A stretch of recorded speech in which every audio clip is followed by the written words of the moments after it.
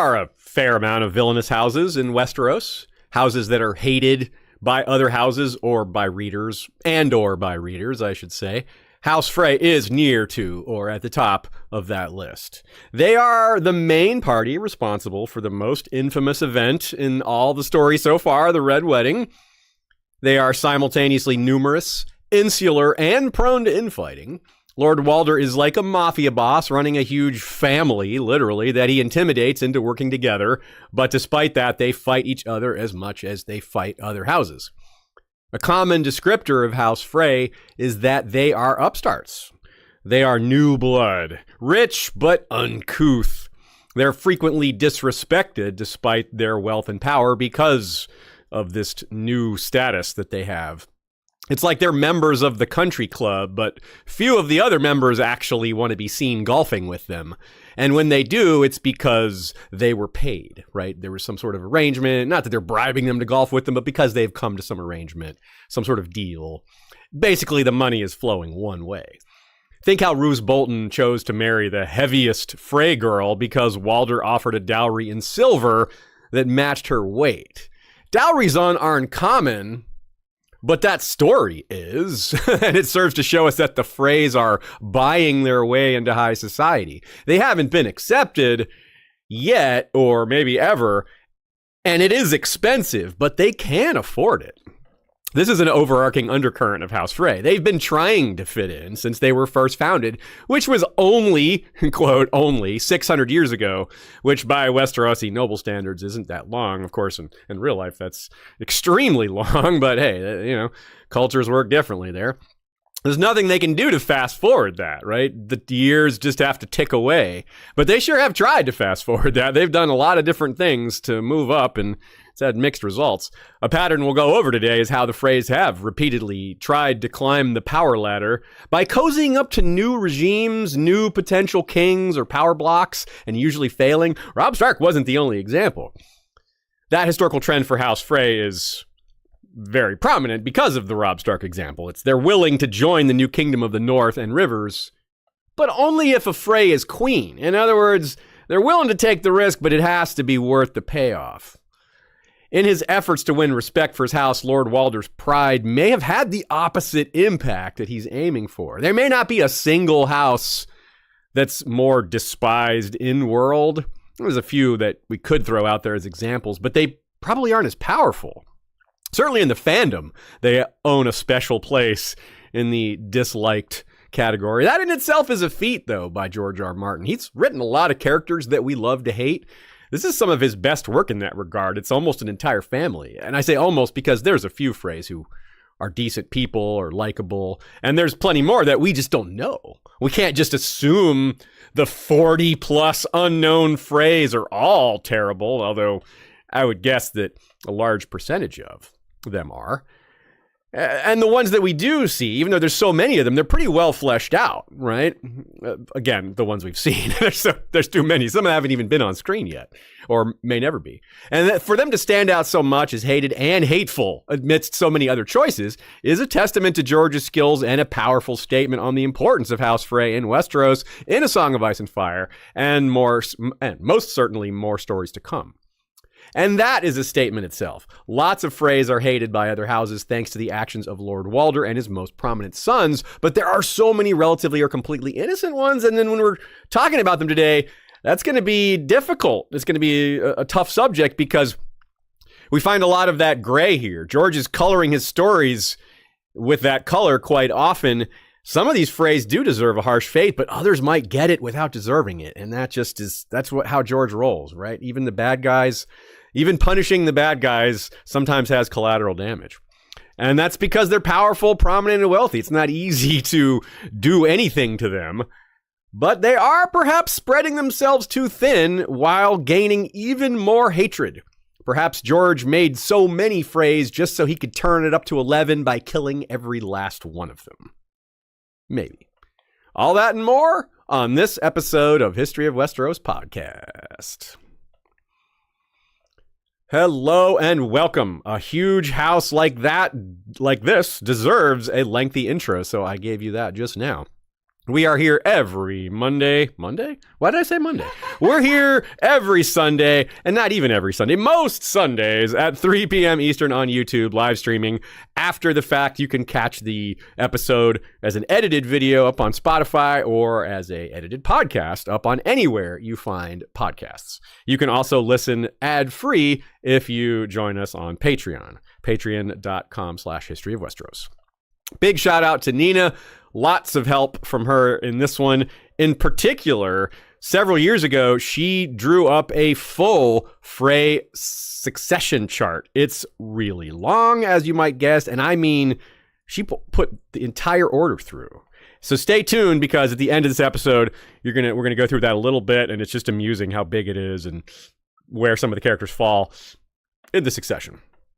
If you have questions for us, hit us up live at westeroshistory@gmail.com and ask us whatever you like. We're going to do a mailbag episode sometime this year, so we would love to get some questions loaded up ahead of that, and we'll put out a big call for that when it comes.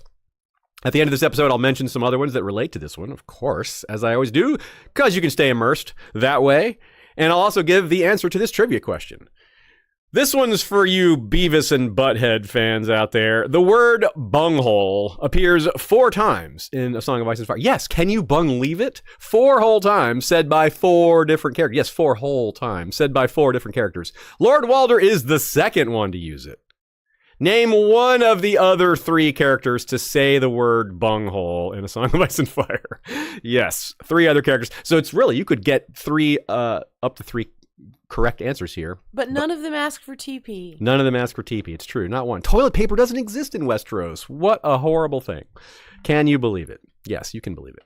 You can believe it. All right, let me read you all the episode section headers, as I am wont to do these days.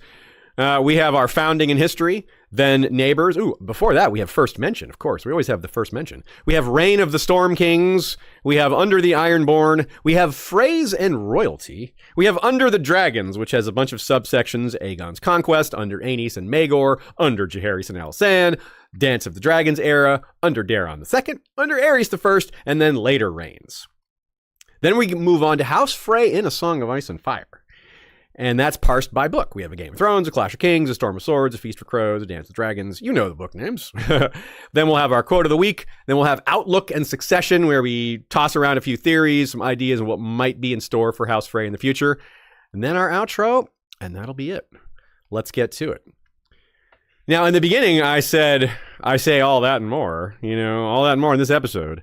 But this episode is actually the longest episode doc we've had in a while, maybe since Valar Rereadus.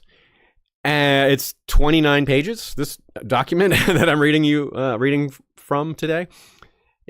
We, of course, don't have time for a deep dive into each important Frey. You all probably know that. I just got through saying the succession is many pages of names. But if you have favorite Freys or side stories that you want us to focus on at a later date, it's an entirely possible thing that we'll do that, because there are so many other stories that we can't cover because we can't focus on the characters that much here. We have so many Freys. So you let us know what you'd like us to focus on if and when we return to this subject someday. First mention. The first we hear of Lord Frey and the twins and the house comes when Catelyn is traveling incognito with Sir Roderick to King's Landing. She's thinking about worst case scenarios, and it serves as an introduction to several of the Riverlords, with our subject placed prominently. Catelyn knew them all, the Blackwoods and the Brackens, ever enemies, whose quarrels her father was obliged to settle. Lady Went, last of her line, who dwelt with her ghosts in the cavernous vaults of Harrenhal.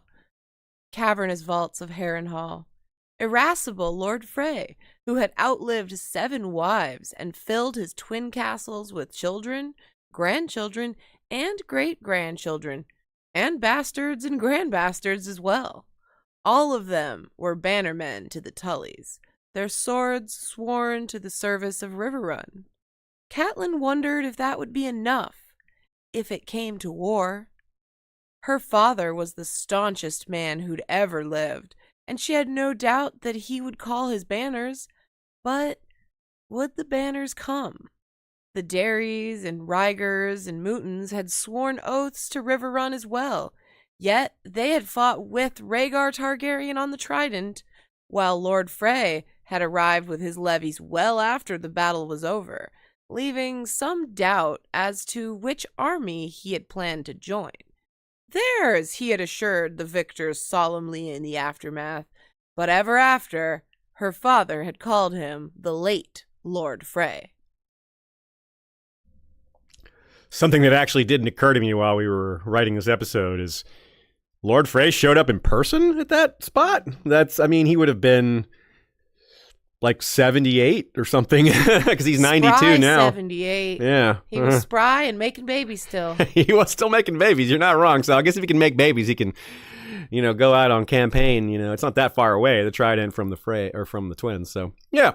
Anyway, the first time we hear of this guy, we hear that he's just unbelievable with the wives and children and untrustworthy besides. And this serves to make him sound cautious. But as I said in the intro, he's not actually cautious. He just doesn't take unprofitable risks. The bigger the risk, the more he needs to be paid out. He took a big risk joining Robb, but the payoff would have been big. And then, of course, he, backed out of that and got a different payoff from the other side.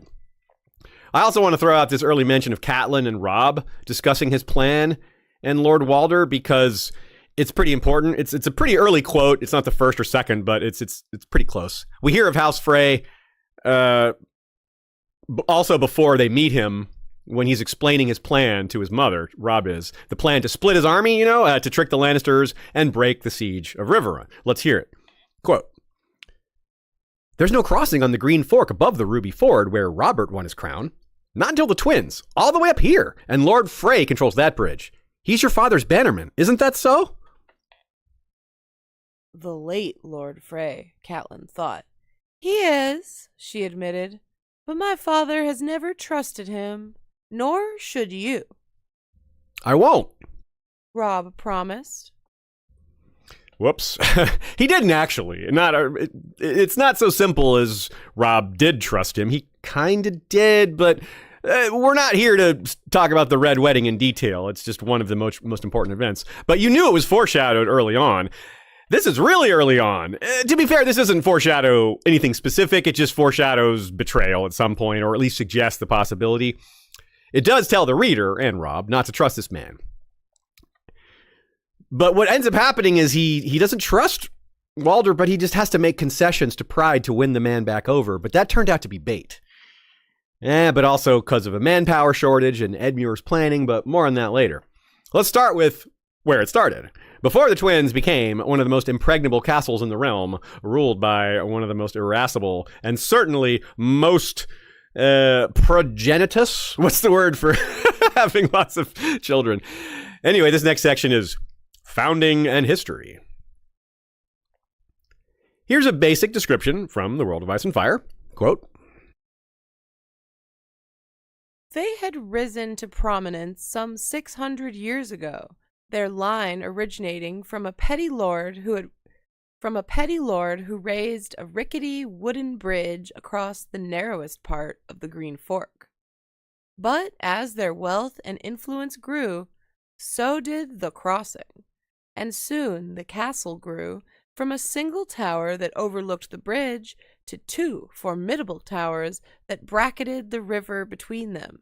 These two keeps, now called the Twins, are amongst the strongest in the realm. Let's take a look at where the twins are located, as this location is, of course, crucial to their origins. That bridge is everything, right? Not only the bridge, though, but the value they created from it and how far away it is from the rest of the Riverlands. They're actually closer to parts of the West, the North, the Vale, and the Iron Islands than much of the other Riverlords. It's kind of like their own little corner there, and that's always been a facet of the Riverlands, that it's next to so many other things. But the Freys are unusually close to so many other kingdoms, even though they're up in a corner there. White Harbor looks about as close as Riverrun to the Twins. Now, in actual travel time, it would take longer, but the point is that their placement is really interesting, and it's easy to miss who some of their neighbors are and just the interesting position they have in the region. there's a lot of ramifications of being close to so many borders. So a surprising thing here is that the petty lord in question, this first Lord Frey, he would have been given these lands almost certainly by a Durrandon, a Storm King. Because 600 years ago, when this bridge was built, when the first Lord Frey got his land grant, it was the first century of the 3-century occupation of the Riverlands by the Storm King. So it was kind of when they were new, which tells us a lot. In that era, of course, there was no Harrenhal, no King's Road, and the twins would be the newest castle on the block and would thus not be much of a player. I mean, especially given the early description as just a petty lord who built a rickety bridge. You're not going to be getting involved in too much when that's your setup. But over time, and it sounds like over time wasn't that long, the tolls and tax revenue really piled up, and that money was reinvested. It was a smart thing to do. This was a place where a bridge was really needed, but no one had done it yet. Maybe there weren't enough people with the skill to do it. Maybe it was really difficult. I mean, this is a deep part of the river, fast flowing, so it was probably quite a challenge. And we do hear that it took multiple generations, so that adds up. So it was quite an undertaking, so that helps us understand why no one had done it before. It sounds like the Frey lords and ladies have been, for the most part, of one mind about the goal of their house and the source of its power. The crossing is valuable, and they always adhere to that. They know that. They realize this is what matters to them the most. It's the source of everything for them. Now, Nina points out, this doesn't make the Freys on a general level any better or worse than any other aristocratic family in Westeros. In a world of constant geopolitical scrambling, the control of natural resources, barriers, and roads, just places to go. Of course, this is a relatively expected basis for a family's wealth or status or authority or all of the above. The Freys aren't like less noble or more ambitious than the Leffords with the Golden Tooth, or the Arryns with their Bloody Gate, or the Wills in the Stoneway. Big difference being, though, that all those houses have been established for so much longer. Should that matter? Personally, I don't think so, but it clearly does to Westerosi nobles, and you can see how that has an impact in the real world as well. Not quite as much because families aren't so old in most cases. Now, here's Catelyn's view of the twins itself, the castle, not just the House Frey, which is the first time we see it in person in A Song of Ice and Fire. Quote,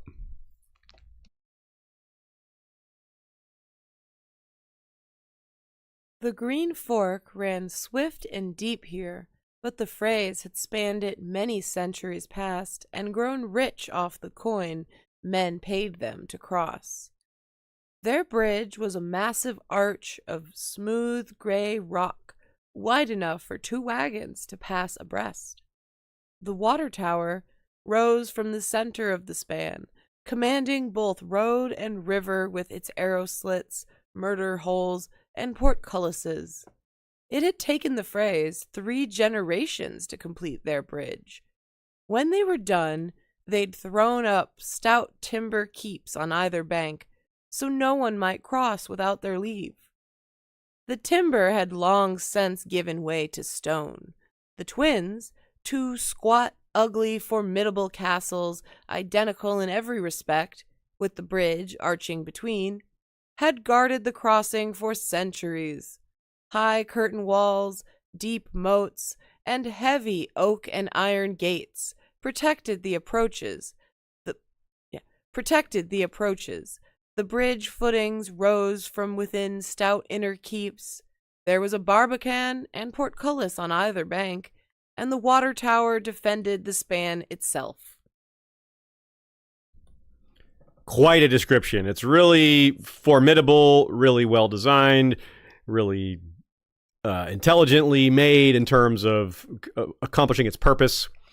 And yeah, like, how could you attack that? It's difficult.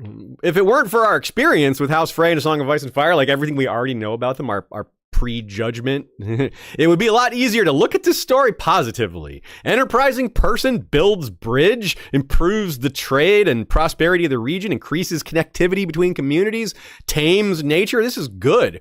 It's not mining. It's not something environmentally harmful, right? Like, That's not the worst thing ever, but on scale, it can cause a lot of damage. There's just no real inherent violence or harm in this endeavor, unlike some of the other examples that have made other houses powerful.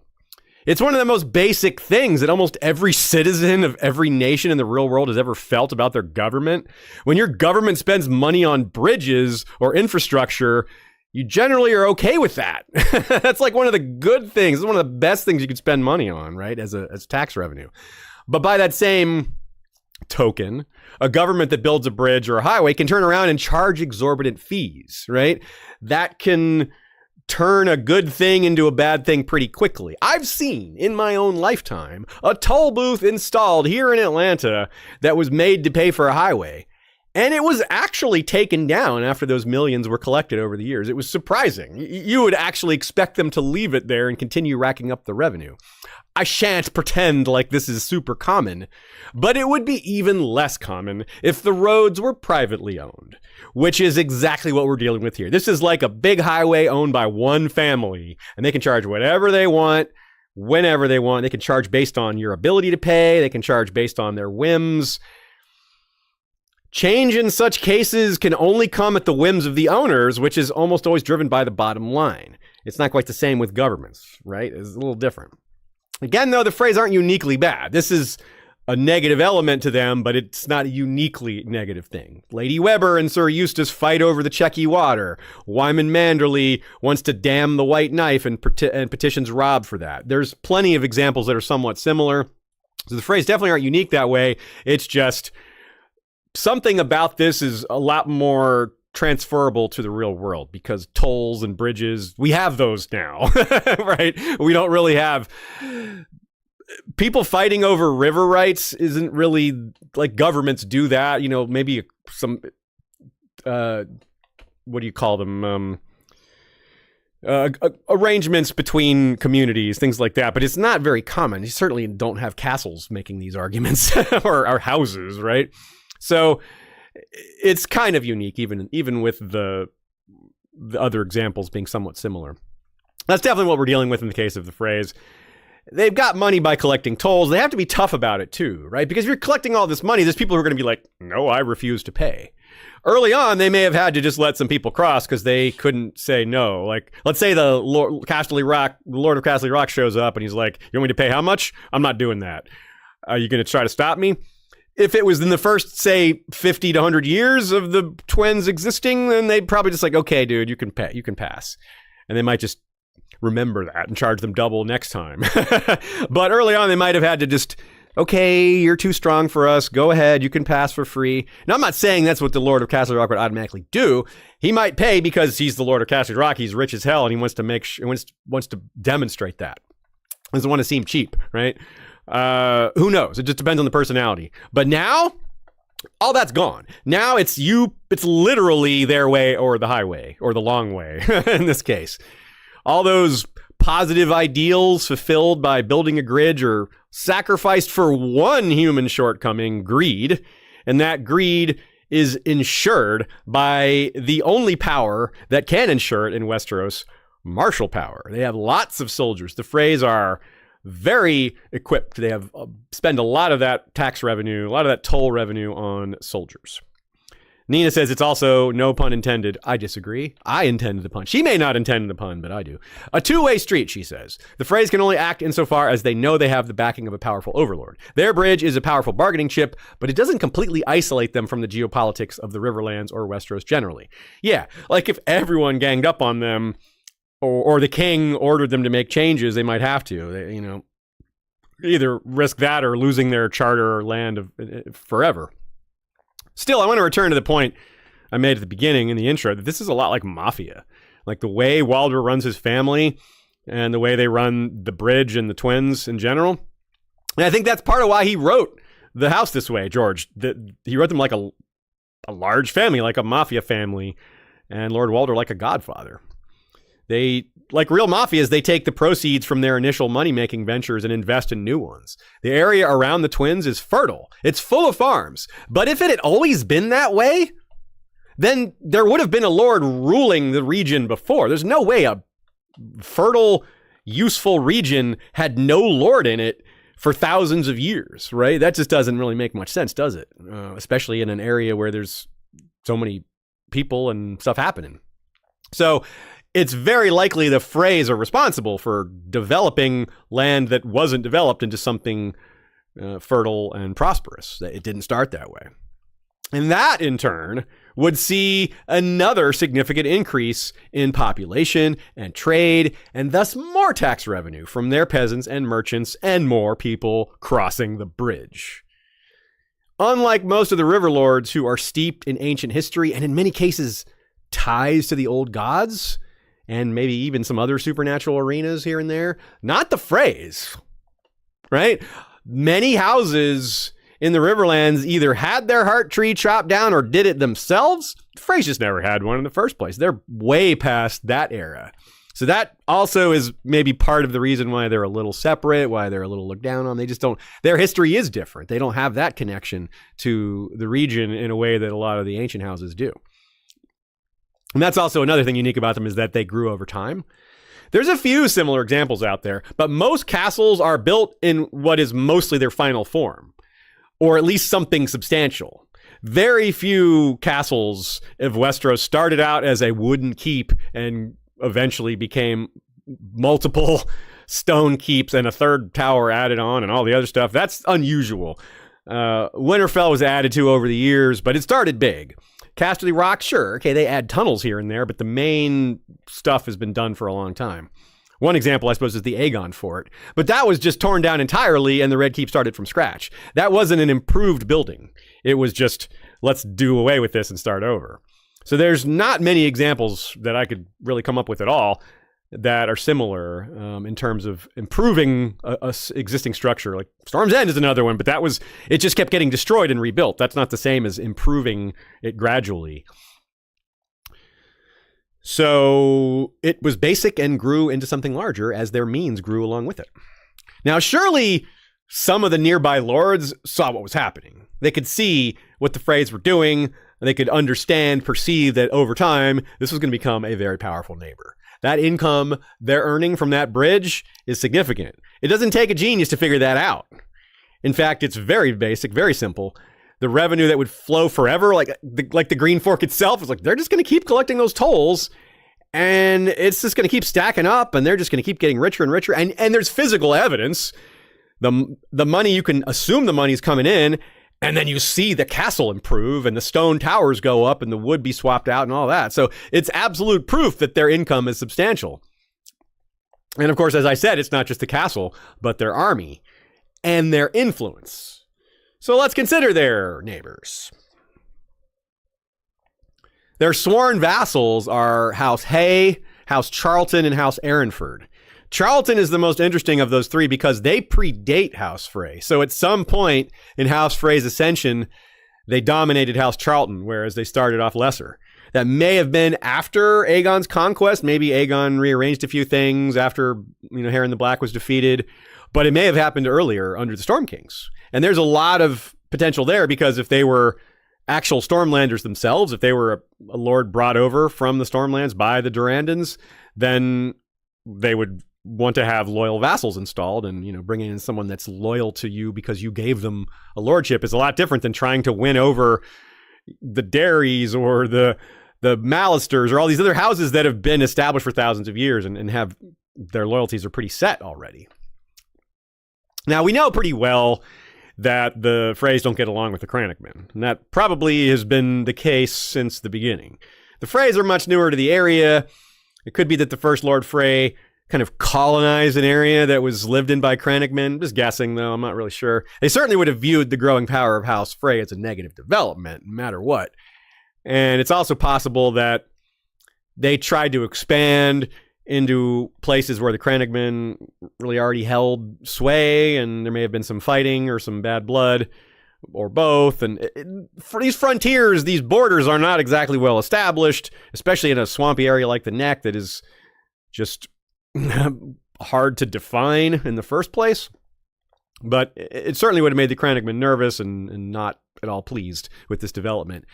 We see the prejudice against them here. It's actually kind of funny how over the top the young Freys express their beliefs, But this is apparently what House Frey teaches their children. Quote, "Mudmen," answered little Walder disdainfully. "They're thieves and cravens, and they have green teeth from eating frogs." A few minutes later, he says, "Frog eaters don't smell like men," Frey insisted. "They have a boggy stink, like frogs in trees and scummy water. Moss grows under their arms in place of hair, and they can live with nothing to eat but mud and breathe swamp water."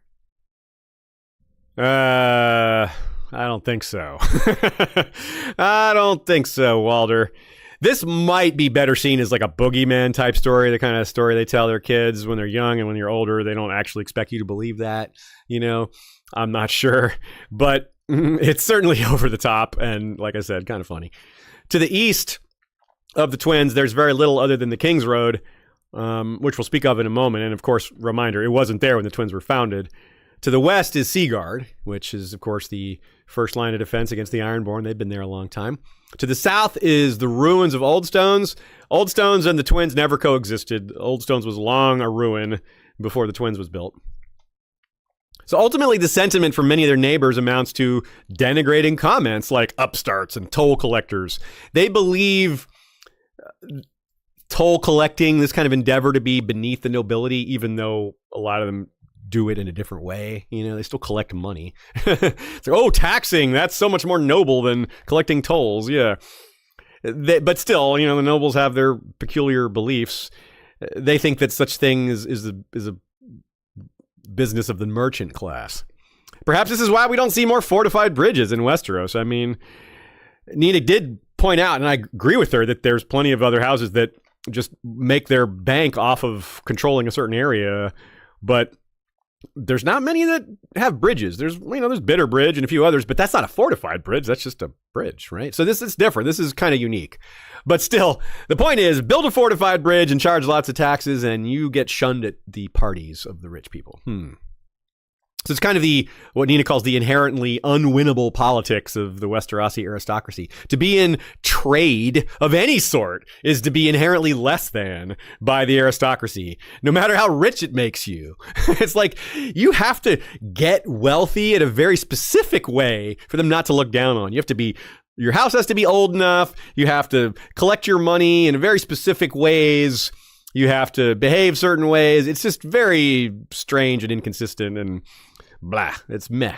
Combine the aristocratic horror of the mercantile life with the similarly classist horror of a family that is relatively much younger than the first men blue bloods who have been ruling Westeros for the better part of 8,000 years, and you get even more reason for this resentment against House Frey. They all look down on them for certain things, but also look down on them for being richer. Like, they shouldn't be richer than us. We should be richer. We're more noble. We've been around longer. It's wrong. It's against the natural order of things for this house to have more money than us. So it's just like, even their success makes people look down on them.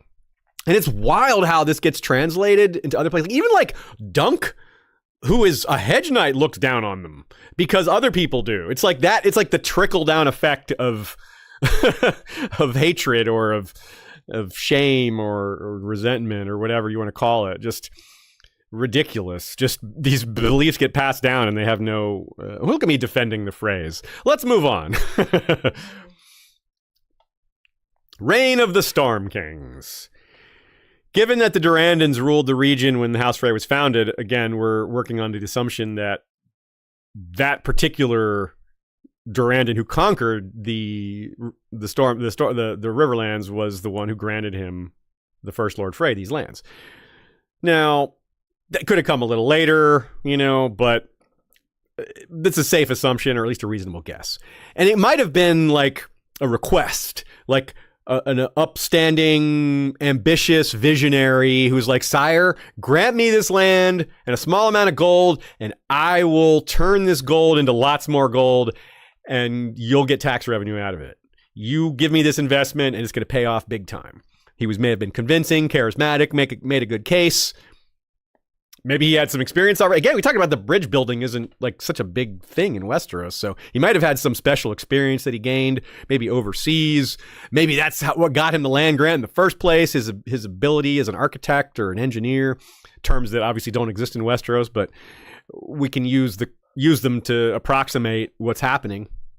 And of course, this would be highly appealing to the Storm King. You're like, yeah, I get to install a vassal who's going to be loyal to me and give me money and leave my mark on the region. And yeah, you've got all these conquered nobility around you. You want somebody that's kind of in your pocket that you can count on that's not one of them. And the Freys, as we've been talking about throughout most of this episode already, are not one of them. Even now, they're kind of outsiders within their own region. So back then, it must have been even more so.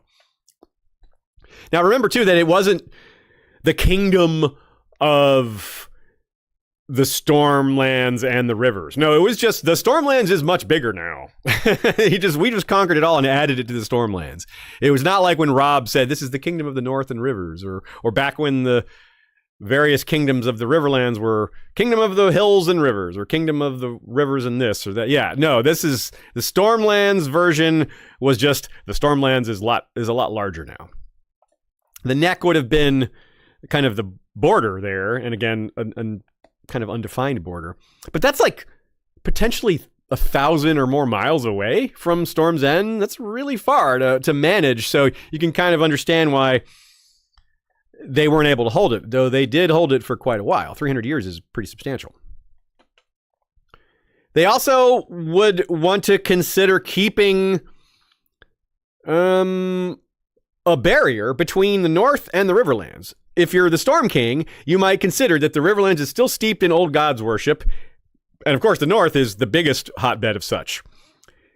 What's to stop the Riverlands from making an alliance with the North, like what happens in A Song of Ice and Fire, and pushing away the Stormlands, pushing the Storm King's rule away? He probably considered that, or at least one of his descendants did. And that's a good reason to put the Freys right there, in between the neck and the rest of the Riverlands, as a block, as a check against the possibility of the North and the older Riverlands uniting.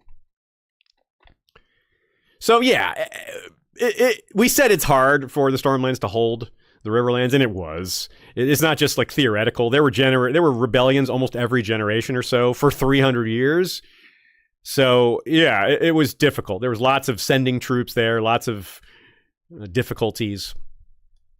Now, we're told the bridge was finished by the grandson of the first Lord Frey. Remember, 3 generations of building that bridge, and just in its first form, just in the wooden form. How many generations it took to upgrade it to stone, who knows? But it may have been vulnerable in the earlier times. That's why maybe the Storm Lords or the Storm Kings were helping, providing assistance, providing troops, providing protection, or giving more money so they could pay for that themselves. The Riverlords in the area may not have liked it. They may have seen it as a threat, and so that might have been why some protection was needed. But the Riverlands may have, it's also possible they just shrugged at it. They just like, so what? He's building a bridge. Is that a threat to us? It might be good. And it may be because they're looking down on them, like the nobility tends to do. Like, well, these are just tax collectors. These are just bridge building tax collectors. Why should we, ancient nobility, be threatened by that? Yeah, their own short-sightedness, their own highfalutin pride might prevent them from seeing the threat. And especially before the King's Road, because the back and forth wouldn't have been as dangerous. The control of that region wouldn't have been as valuable. There's not as much traffic, Also, it wasn't a united 7 kingdoms. Once Aegon comes, which we'll be talking about shortly, all the kingdoms had more connectivity. But at this time, there was a strict border between the North and the Riverlands, and a strict border between the Stormlands and the West. And those borders were a lot more likely to turn violent than after Aegon's conquest, when turning violent meant the consequence potentially of facing Balerion. So we can't be sure how long the twins relied on Storm's End to get them going, but we doubt it was that long, because the Freys were just making such bank and, like we said, reinvesting it. Things seemed to go well for them, so they probably could handle it on their own. And the more they got to handle it on their own, the more they probably started thinking about independence and thinking, well, we don't need Storm's End anymore. And when new leadership came along, they were able to make their own choices regarding what was best for their house. They no longer had to consider the Stormlands or anyone, really. They could just look out for themselves. Under the Ironborn. As we said, the twins are surprisingly closer to certain other regions' important areas than they are to places in the Riverlands, but also to Storm's End, which is really far away. The twins are closer to the Iron Isles than they are to Storm's End by quite a bit. The Ironborn came to conquer the Riverlands 300 years after the Storm Kings, when the twins were about 200 years old. So 200 years is pretty established, right? That's not super established, but they're no longer with the rickety wooden bridge. They're several Lord Freys in. They've got some money. They'd be even more looked down on. They're even more upstartish, only 200 years in. But again, they probably already had formidable wealth, which caused them to be looked down on in a different way by the nobility because of jealousy. So their truest loyalty would be to themselves. And as they became more powerful and had more of an identity, that's going to increase. As each successive Frey Lord ascended, they'd feel less and less indebted. So when Harwin Hardhand made himself king of the Riverlands, they did not have divided loyalties. Let's take a look at the map as we're talking about this part. This is fun. Harwin's forces landed south of Seaguard and carried their longships overland on foot to drop them in the Blue Fork and then sail downriver. So they bypassed not only Seaguard, the first line of defense against the Ironborn in the Riverlands, but they bypassed the new twins. They just said, hey, we don't care about them. We don't need to attack that. That's not the important part. These are just upstart bridge toll collectors. That's not the center of power here in the Riverlands. So most of the River Lords fought with the Ironborn, ironically, because they saw it as a chance to throw off the Storm Kings. They're like, hey, the enemy of my enemy is my friend. But of course, Harwin sort of duped them. He intended to take it for himself, probably all along. Certainly, if not all along, he did by the end. Most of the River Lords thus were caught off guard and weakened already when Harwin turned on them. We don't really hear about the Freys here in this conflict. They aren't mentioned as having contributed to the host that was defeated by Harwin. And they certainly weren't powerful enough to stand on their own despite the strength of their castle. I suspect they paid a hefty tribute to Harwin to leave them alone. He probably needed money because he's launching an invasion of the Riverlands. You need a lot of money for that.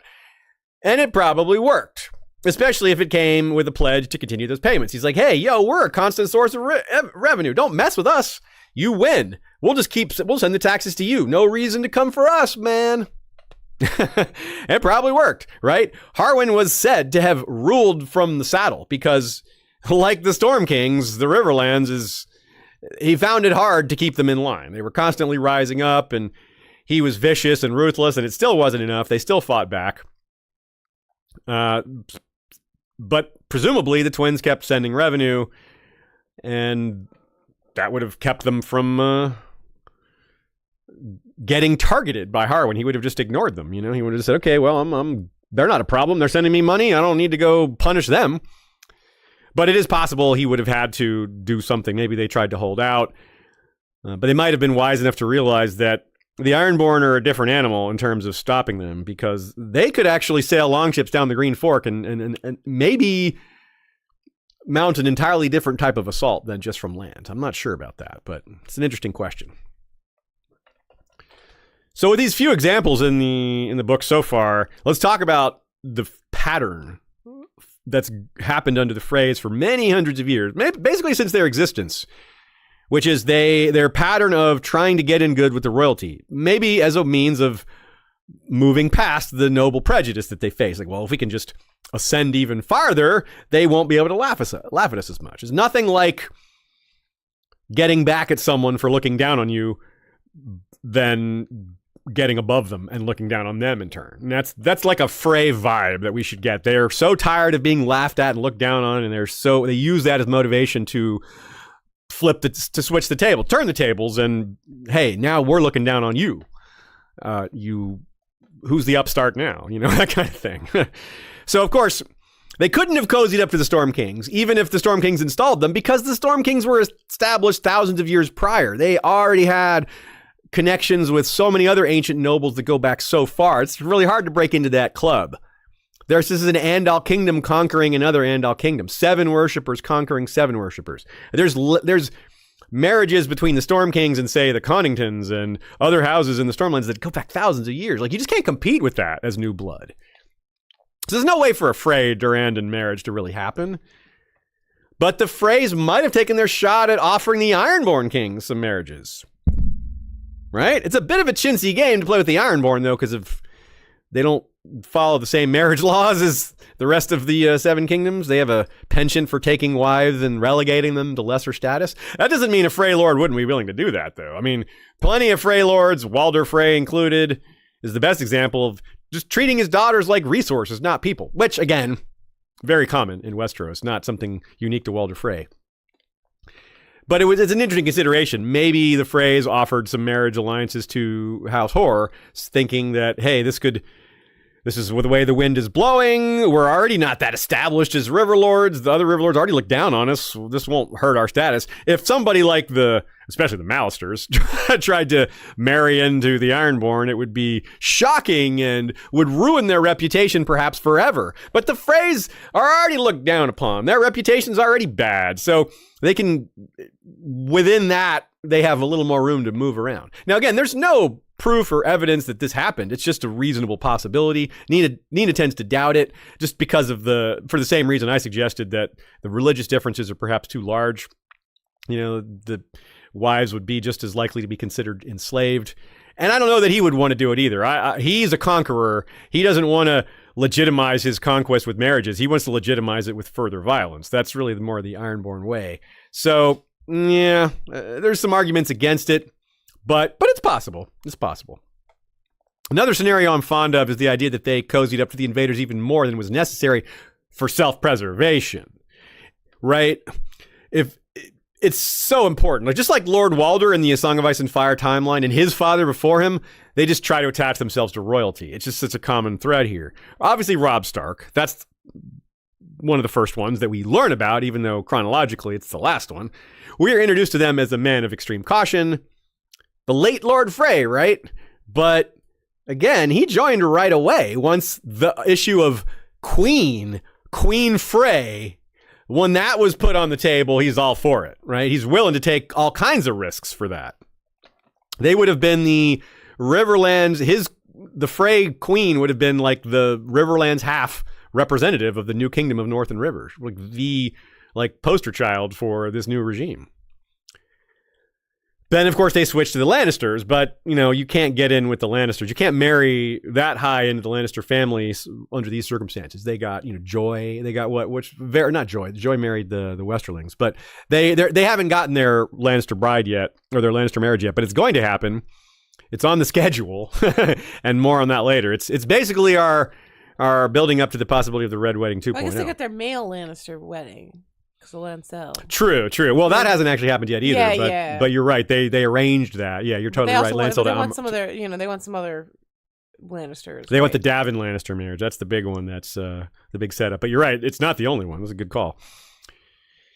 Now, before that, they tried to get in on the ground floor of the second Blackfire rebellion. Not actually marrying the Blackfires. It was a Frey to Butterwell wedding, and the Butterwells were the host and the primary movers of all this, the movers and shakers. The wedding and tournament was the cover.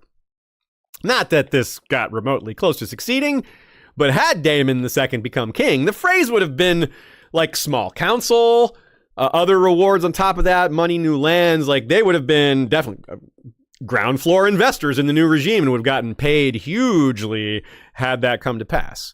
A quick and mighty rise it would have been, and that's what they were aiming for. They missed, but that's what they were aiming for. And the fact that it wasn't even close is part of the point here. They were willing to take a big risk. Again, even though they sometimes have this reputation as being risk averse, but they're not. They just want to be sure that the payoff is big enough. This was a huge risk, but so was the payoff. And they're really good at risk mitigating because they know that they can buy their way out of it. They can hole up in their impregnable castle and negotiate and say, look, let's come to an arrangement. We'll agree to be punished, but it's probably not going to come to them being full-blown invaded and everyone having their heads cut off, because that would be so hard to pull off. So many men would die taking the twins. So they think they have this as a fallback, right? Nina says, I think the Freys would have been most likely to simply stay out of the internal politics of the Riverlands in these early days, especially under the Ironborn, because Harren was trying to treat the Riverlands like a mass forced labor resource, especially Harren, Nina says, but probably Halleck and Harwin as well. They actively encouraged infighting, right? Rather than their method of keeping their vassals from rebelling against them was to encourage them to fight each other. I don't know if the Freys would have been down for that, and they wouldn't have needed to be. Like, they don't have the old grudges, like the Blackwood and Bracken going against each other. The Ironborn can sit back and laugh at that. But there is no, like, rival for the Freys to get embroiled with. Like, what, are they going to go fight the Crannogmen? I mean, I don't think that is really what the Ironborn had in mind, you know? Another final example of how they cozy up, at least in the area of current Walder Frey, is the names in honor of other famous families. There's a Tytos Frey, like Tywin's father, and a Tywin Frey. There's a Cersei Frey and a Jaime Frey. There's an Aenys Frey, and his sons are Aegon and Rhaegar. And there's another Aegon, right? There's a Jingle Bell. So there was Aegon Battleborn or Bloodborn, the one who's like a bandit or a brigand that we've never even heard of or seen. He's only mentioned the appendix. So yeah, but there's even more examples of the cozying up. I haven't mentioned any of the Targaryen examples yet, so let's do that. Let's move to Under the Dragons. So quick math, very simple math.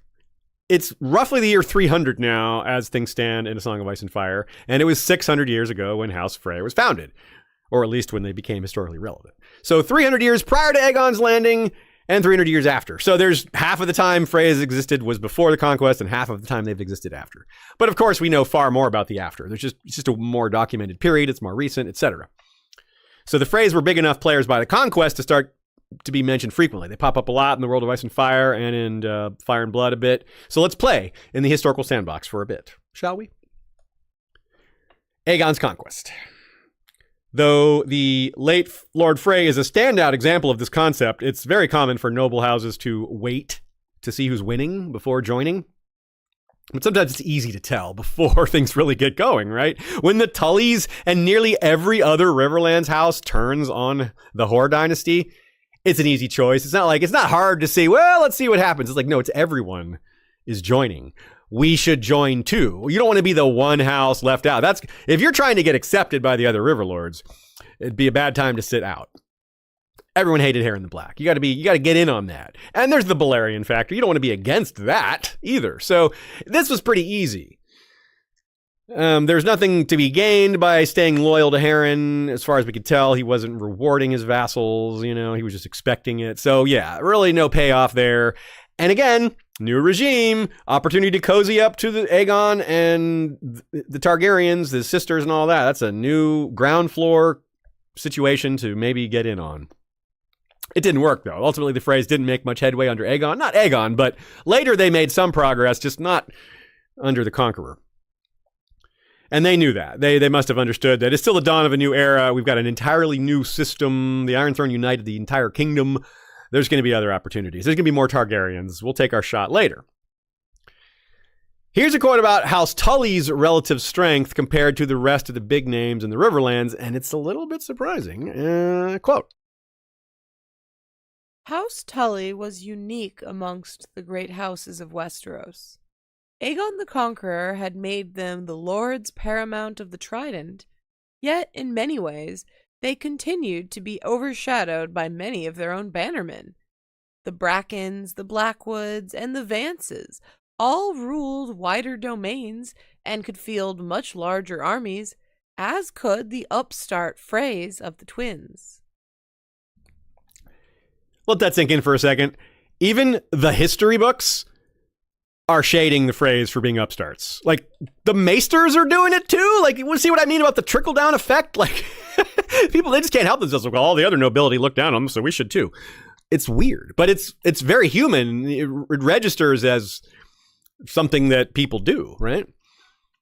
So the Freys are mentioned among the four houses here that have the largest armies, that can field the largest number of men, and that's also a statement on their wealth.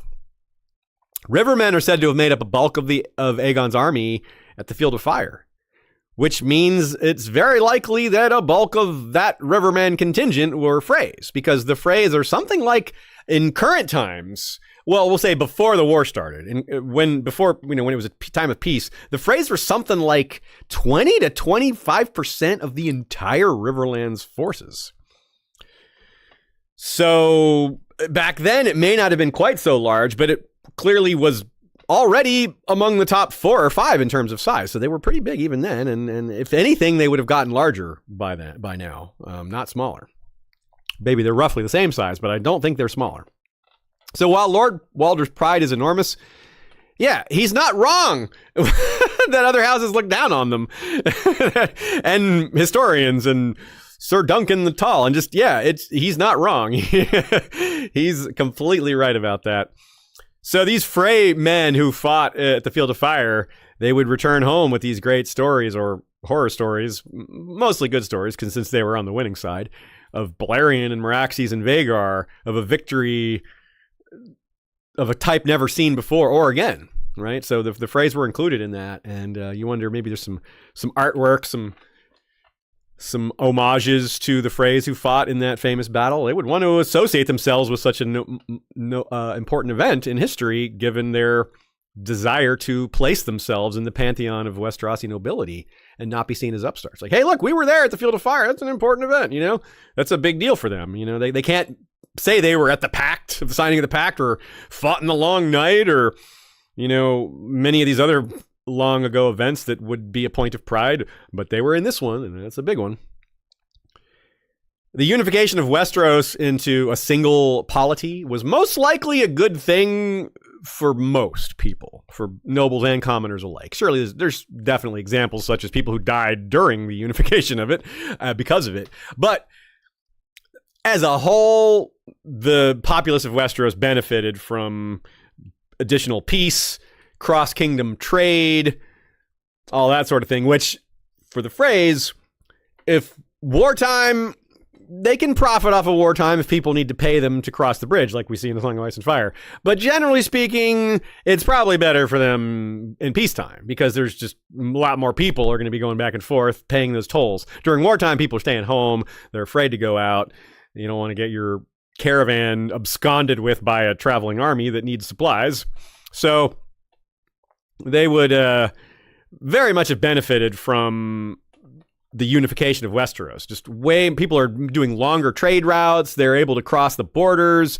You don't have to petition to enter the north, going from one kingdom to another. You can just do it. It's just all one now. I'm not sure they had such things, but it would have been simpler once the Iron Throne was established.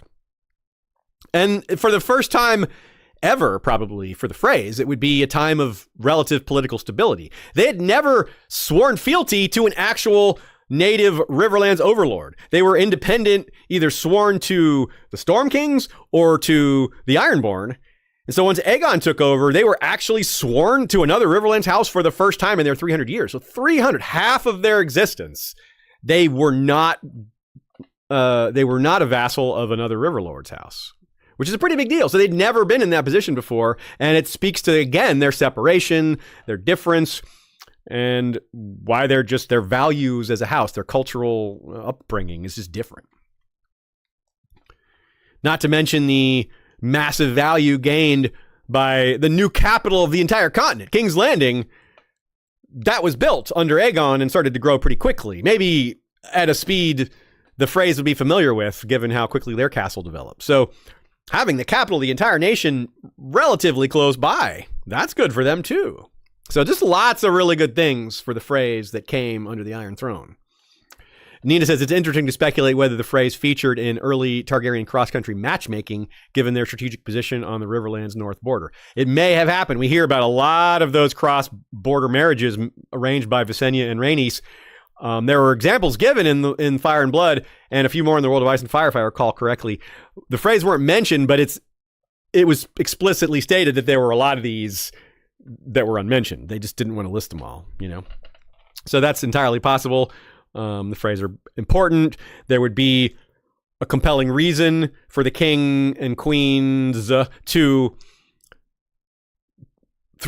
discard or push away or negotiate past old grievances. And it's not good for Riverlands, for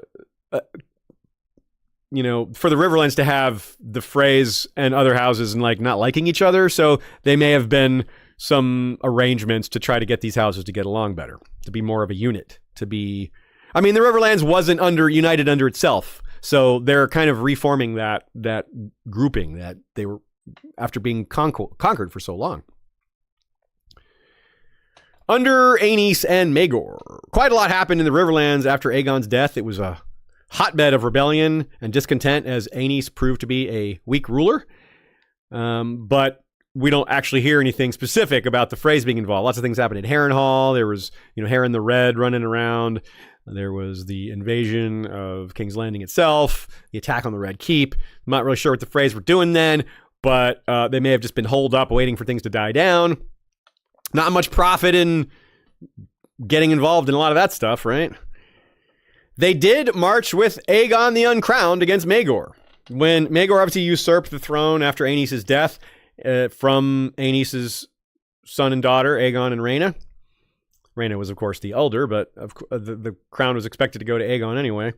And that's yet another example. The Freys, rather than siding with the powerful existing king, they took a shot with the upstart. Even though Aegon was the true heir, he was clearly in a weaker position. I mean, Maegor had the capital. He had Balerion, right?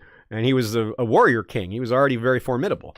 So the Freys were on the losing side, but managed to, not get, they weren't extirpated. Maegor didn't kill them all, so that's something.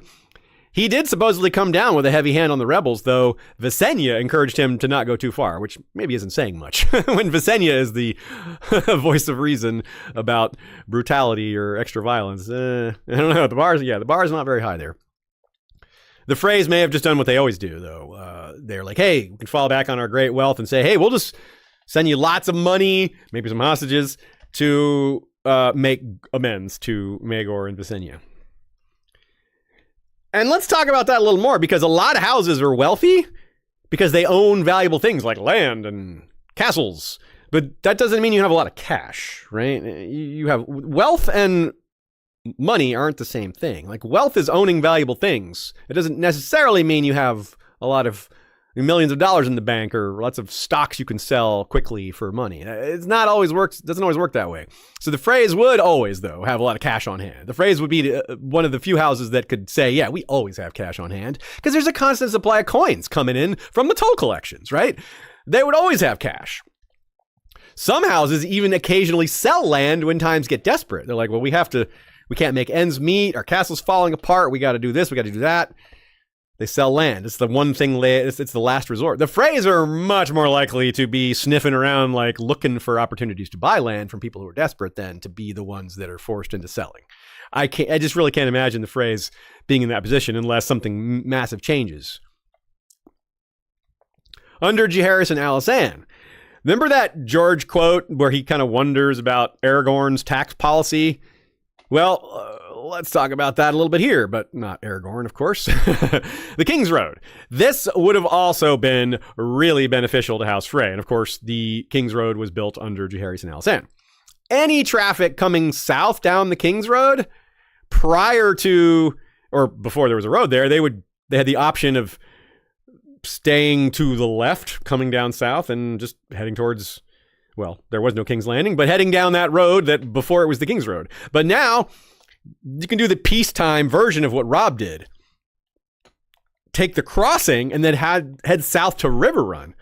Otherwise, to get to Riverrun, you have to go all the way to the crossroads. Shay's going to put the map up. This is very informative and illustrative.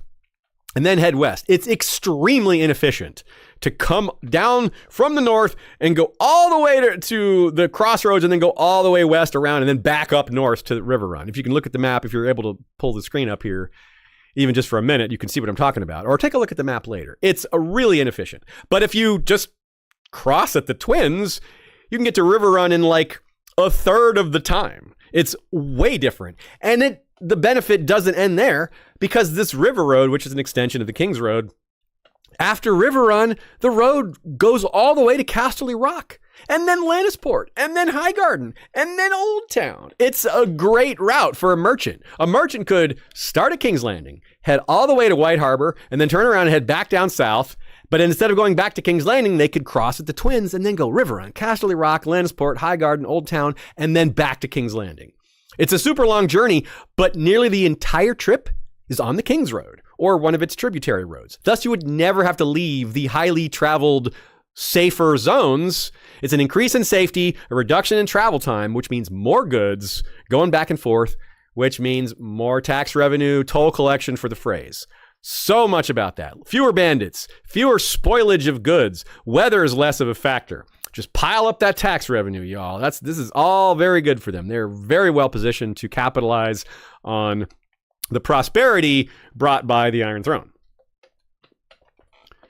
In the Dance of the Dragons era, a certain Fool Frey, aka Forest Frey, he earned that mocking nickname by proposing marriage to Rhaenyra in the year 112.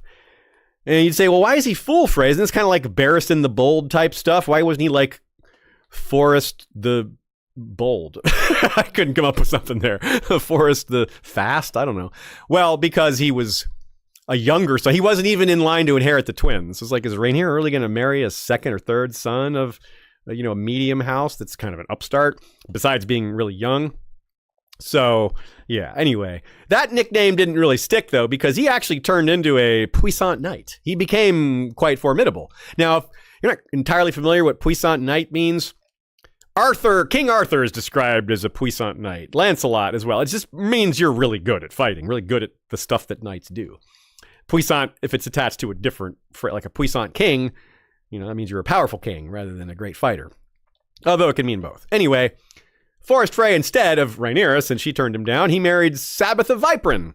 And then he actually did, ironically enough, inherit the twins, even though he wasn't in line to, because his elder brother, or brothers, we don't know how many there were, died without issue. So Forrest became Lord of the Twins, Sabbath of Viperin, Lady of the Twins.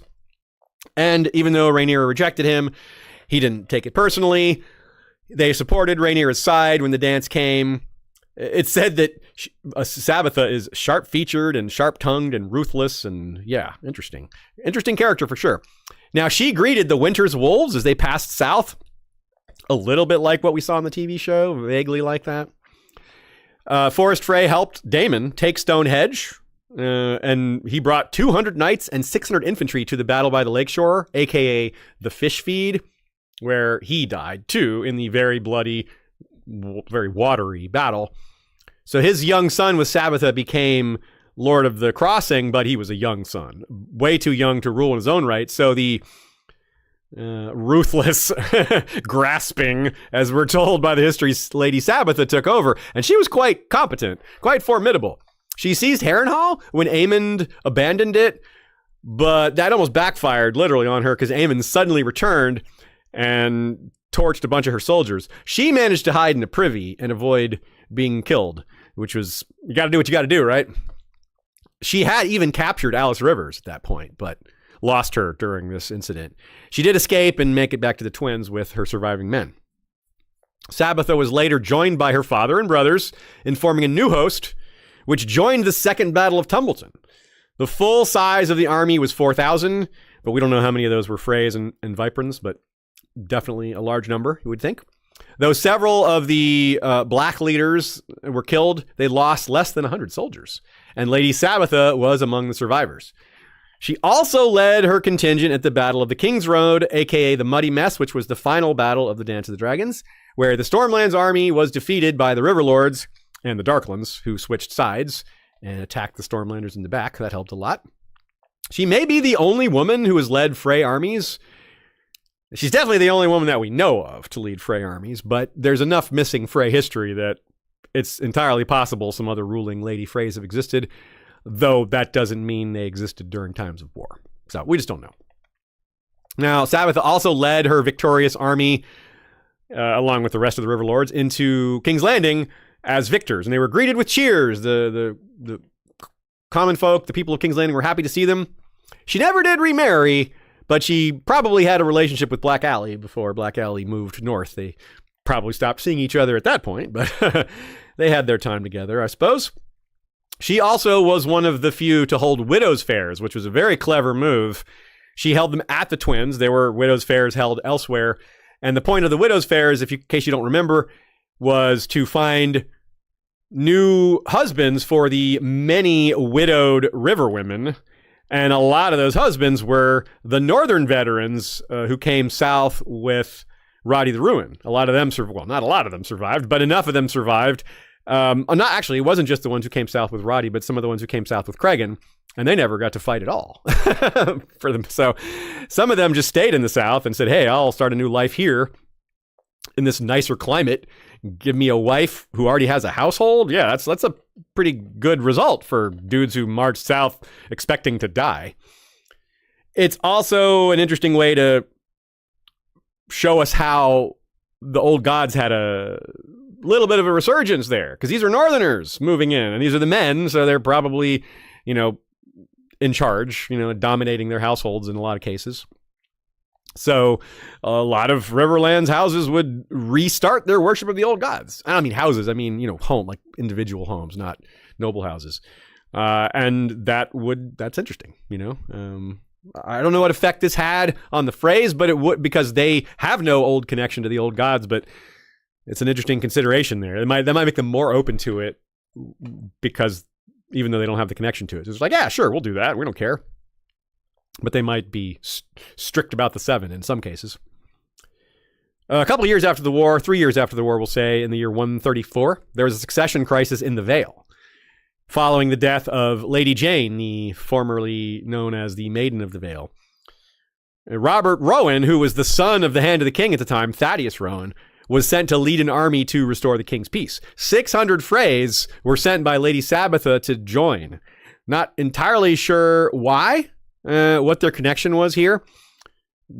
Maybe Sabitha was just trying to be a player and was just throwing her might around a little bit and getting involved in things.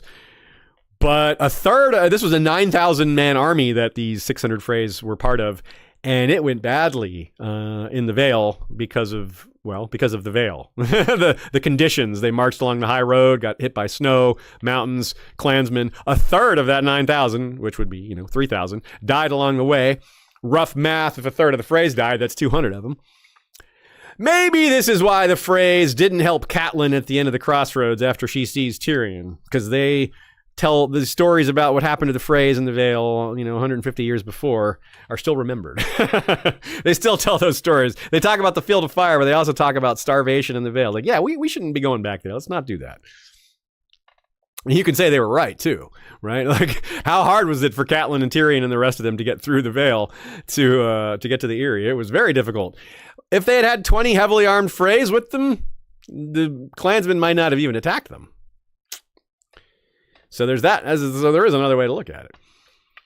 The Freys were important enough to be included on the planned royal progress for Aegon III. But when Aegon III came of age, he famously canceled that royal progress, so it didn't happen.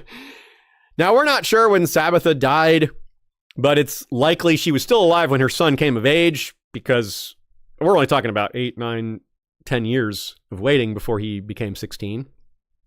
Given how influential and successful she had been, I bet he relied on her a lot, got a lot of advice from her, at least early on, but who can say for sure? We know nothing about this boy or the man he became, except that he was a Frey, which, according to Wyman Manderley, is a bad thing to grow up as, and it's hard to disagree under most cases. Under Daeron II. No mention of the Freys in the first Blackfire Rebellion of 196. We can guess, given what we've learned about them and their patterns so far, with some confidence that they either sat out entirely because there's no clear winner. There's no obvious, where's our angle here? Where's our edge? There's no new regime to get in with in terms of the loyalists, and getting in with the Blackfires, chintzy as well, because they already had so many close allies. Bittersteel did, however, rally much of the Riverlands, so it's possible the Freys were included in that. The Lostons, for example, joined, but they bailed or switched sides. We're not clear which, but certainly there was some sort of betrayal by the Lostons at the last minute. But we don't hear anything about the Freys here, so there's a good chance they just weren't involved. They said, hey, we're staying out of it. But they were definitely a part of the second Blackfire Rebellion, and a lot of the second Blackfire Rebellion participants were people who fought on the losing side in the first one. And since the Freys were so deeply involved in this second Blackfire, quote-unquote, rebellion, that does somewhat argue that they were one of those losers of the first time around. But certainly not by any... there's no certainty here. It could be that the Freys fought for the Loyalists and were annoyed at how little reward they got for it. That's possible, too. This is also an issue, or this is also the era in which the Starks were having succession issues and perhaps infighting. So they may have been worried or concerned about what happens in the north. Like they're right on the border there, and maybe this Stark violence spills into their territory. Dunk actually notices a Frey banner at the Ashford Meadow tourney, and Sir Franklin Frey competes in it. That's the year 209. Of course, there's no more to it than that. But, you know, when we see some expansion in the TV show, the Dunk and Egg show that's coming, we might get a little more of the Freys in Ashford because they're a familiar face, or familiar house anyway. And we have already predicted that there'll be, you know, more banners and a little more activity from some of the other fringe It's going to be the most houses. hated toddler on TV. Right? That's right. When he appears in the third one, oh my goodness. Yeah, everyone's going to be like, I hate this kid. I'm like, what do you mean? That's literally a baby. Yeah, that's a Walder child. Frey. I hate this baby. Under Aerys the First, not the Mad King, Aerys the First. This is the year 212, 3 years after the Tournament of Ashford Meadow, the third Dunk and Egg story. So, of course, this is where the Freys are very prominent. This is the second Blackfire Rebellion, and they're very prominent. So Lord Frey arrived in force. He's Lord Frey. We don't know his first name. He's the family of the bride. He represents the family of the bride. His daughter was 15. She was being married off in a hurry because she had been caught fooling around with a scullion. Caught by the current Lord Walder Frey when he was 4. See, we hate this baby. That's right. He ratted out his own sister. What a little crappy kid. Anyway, Lord Frey brought his son as well, this 4-year-old, Lord Walder, and his well-regarded brother, Sir Franklin, the same one that competed at Ashford, plus his cousin, Sir Adam, and his other 3 married daughters with their husbands. So a large group of people, as what we're used to seeing. A lot of Freys showing up, right? Like they travel in force. So the purpose was to marry that 15-year-old girl who got caught with the scullion to Lord Butterwell himself. He had lost his previous wife. He already had kids, but his wife had died. It's mentioned, interestingly, that is the Butterwell gold and the Frey swords. That's telling because we've talked about how it seems like the Freys are very rich, although they definitely invest a lot of their money in swords, and that's true here. But the fact that the Butterwells were considered the richer of the two is pretty significant, right? Because their money comes from cattle, and the Freys comes from toll collecting. But I guess the Butterwells were not as big on investing in their military. Now they're not big on investing in anything because they don't really exist anymore. But Bloodraven, in the guise of Sir Maynard Plum, says something that's probably getting familiar to you all by this point in the episode. Quote, He ought to take a swollen udder for his arms. These Butterwells have milk running in their veins, and the Freys are no better. This will be a marriage of cattle thieves and toll collectors, one lot of coin clinkers joining with another. One of many clues that the man speaking is higher born than his disguise would indicate. I mean, this is a hedge knight. He's like, I'm a hedge knight, but this is a marriage of cattle thieves and toll coin clinkers.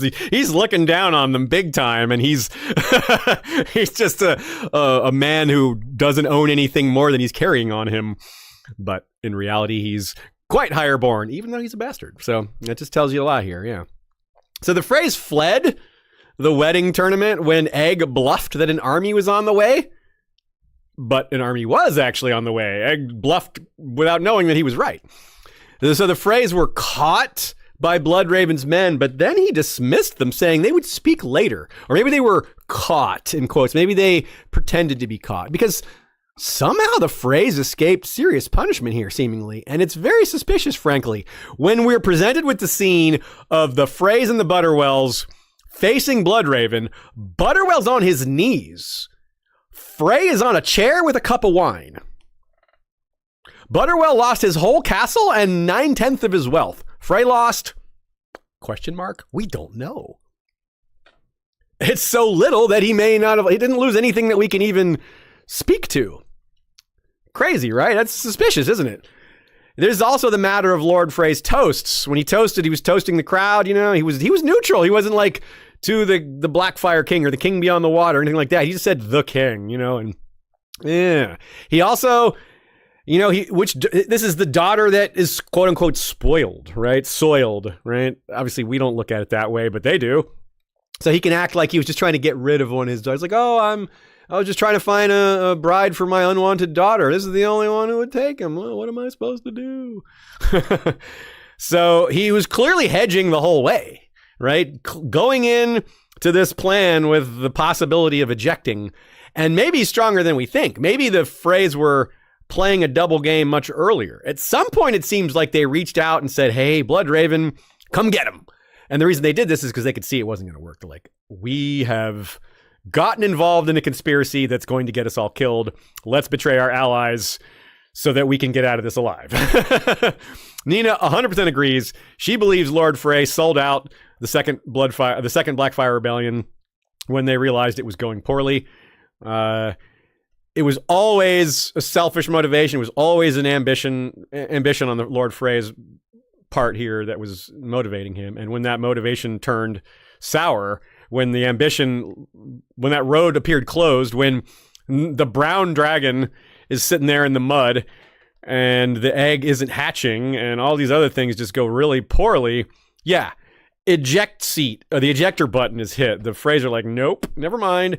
And they were ready for it because they almost certainly went into it like this, with this plan to back out or to take that option. They didn't go into it with the plan of backing out. They went in with that possibility. They were prepared for multiple outcomes. So probably Frey was Bloodraven's informant. He probably snuck a message off one of the many people in his entourage. That's one of the benefits of bringing, 100 people with you. You can have one of them sneak away and no one will notice necessarily. If there's only 10 people in your group and one of them's missing, people can be like, hey, where'd that other person go? What's going on there? But if you have that many, no one's going to notice. So it's very easy for him to sneak a message off, even though it would have been even easier if he had known Bloodraven was actually already there. But either way, somehow they found out really quickly, sooner than you would think. And yeah, it looks like the Freys turned, and that's why they avoided some of the punishment. Later reigns. After the second Blackfire Rebellion, we don't actually hear much from them for several decades until the time of A Song of Ice and Fire. The third Blackfire Rebellion is just a big unknown in general. They may have helped with some troops in the 4th and 5th, but we just don't know. At some point in this era, for sure, Walder ascended to Lord Walder. 250s in the latest, probably. I'm guessing it was around the 240s or so, and the reason for that is that in 251, Aemon Frey went to Casterly Rock to marry Jenna Lannister. Aemon Frey is Walder's second son. Tywin, this is the infamous moment when Tywin, who was only 10 years old, spoke out against this marriage. He was only the son he was only the heir to Casterly Rock at this point. Aemon Frey's been afraid of him ever since, even though Tywin was only 10 at the time. Although he's not afraid of him now since he's dead. But, Aemon has other problems now that he has Riverrun, and many people don't want him to have Riverrun. Now, also, Lyanna defeats a Frey knight at Harrenhal, during right before Robert's Rebellion. We're not sure which one that is. Probably Jared, but it could have been Danwell or one of the other ones. During Robert's Rebellion, of course, he did nothing besides show up late and earn that corresponding nickname, a name he hates, even though he most certainly deserves it.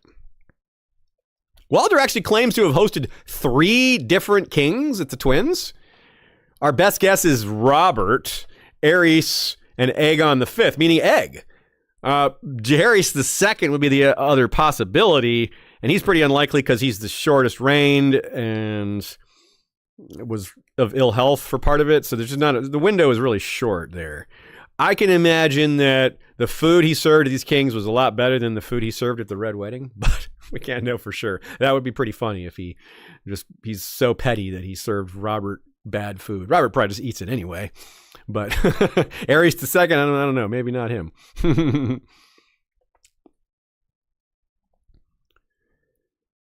This is probably the toughest time of year for us as a show. It's been a while since there's been a TV show, and it's a while before there's another one. There obviously hasn't been a book in a while.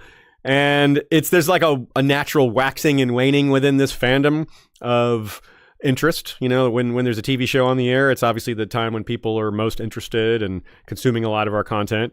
And here in these times, it's less so. We still have a very healthy following here, but it's like the slow season for us. So this is a time where your support for us really matters more. We certainly appreciate it more because, well, there's less of it. And we're still putting out episodes just as frequently, whether it's the good times or the slower times. And I mean, this is the longest episode we're probably going to put out in a while, at least the way it's going so far, and based on the size of the episode document. So we're still out here churning. We're still doing our best.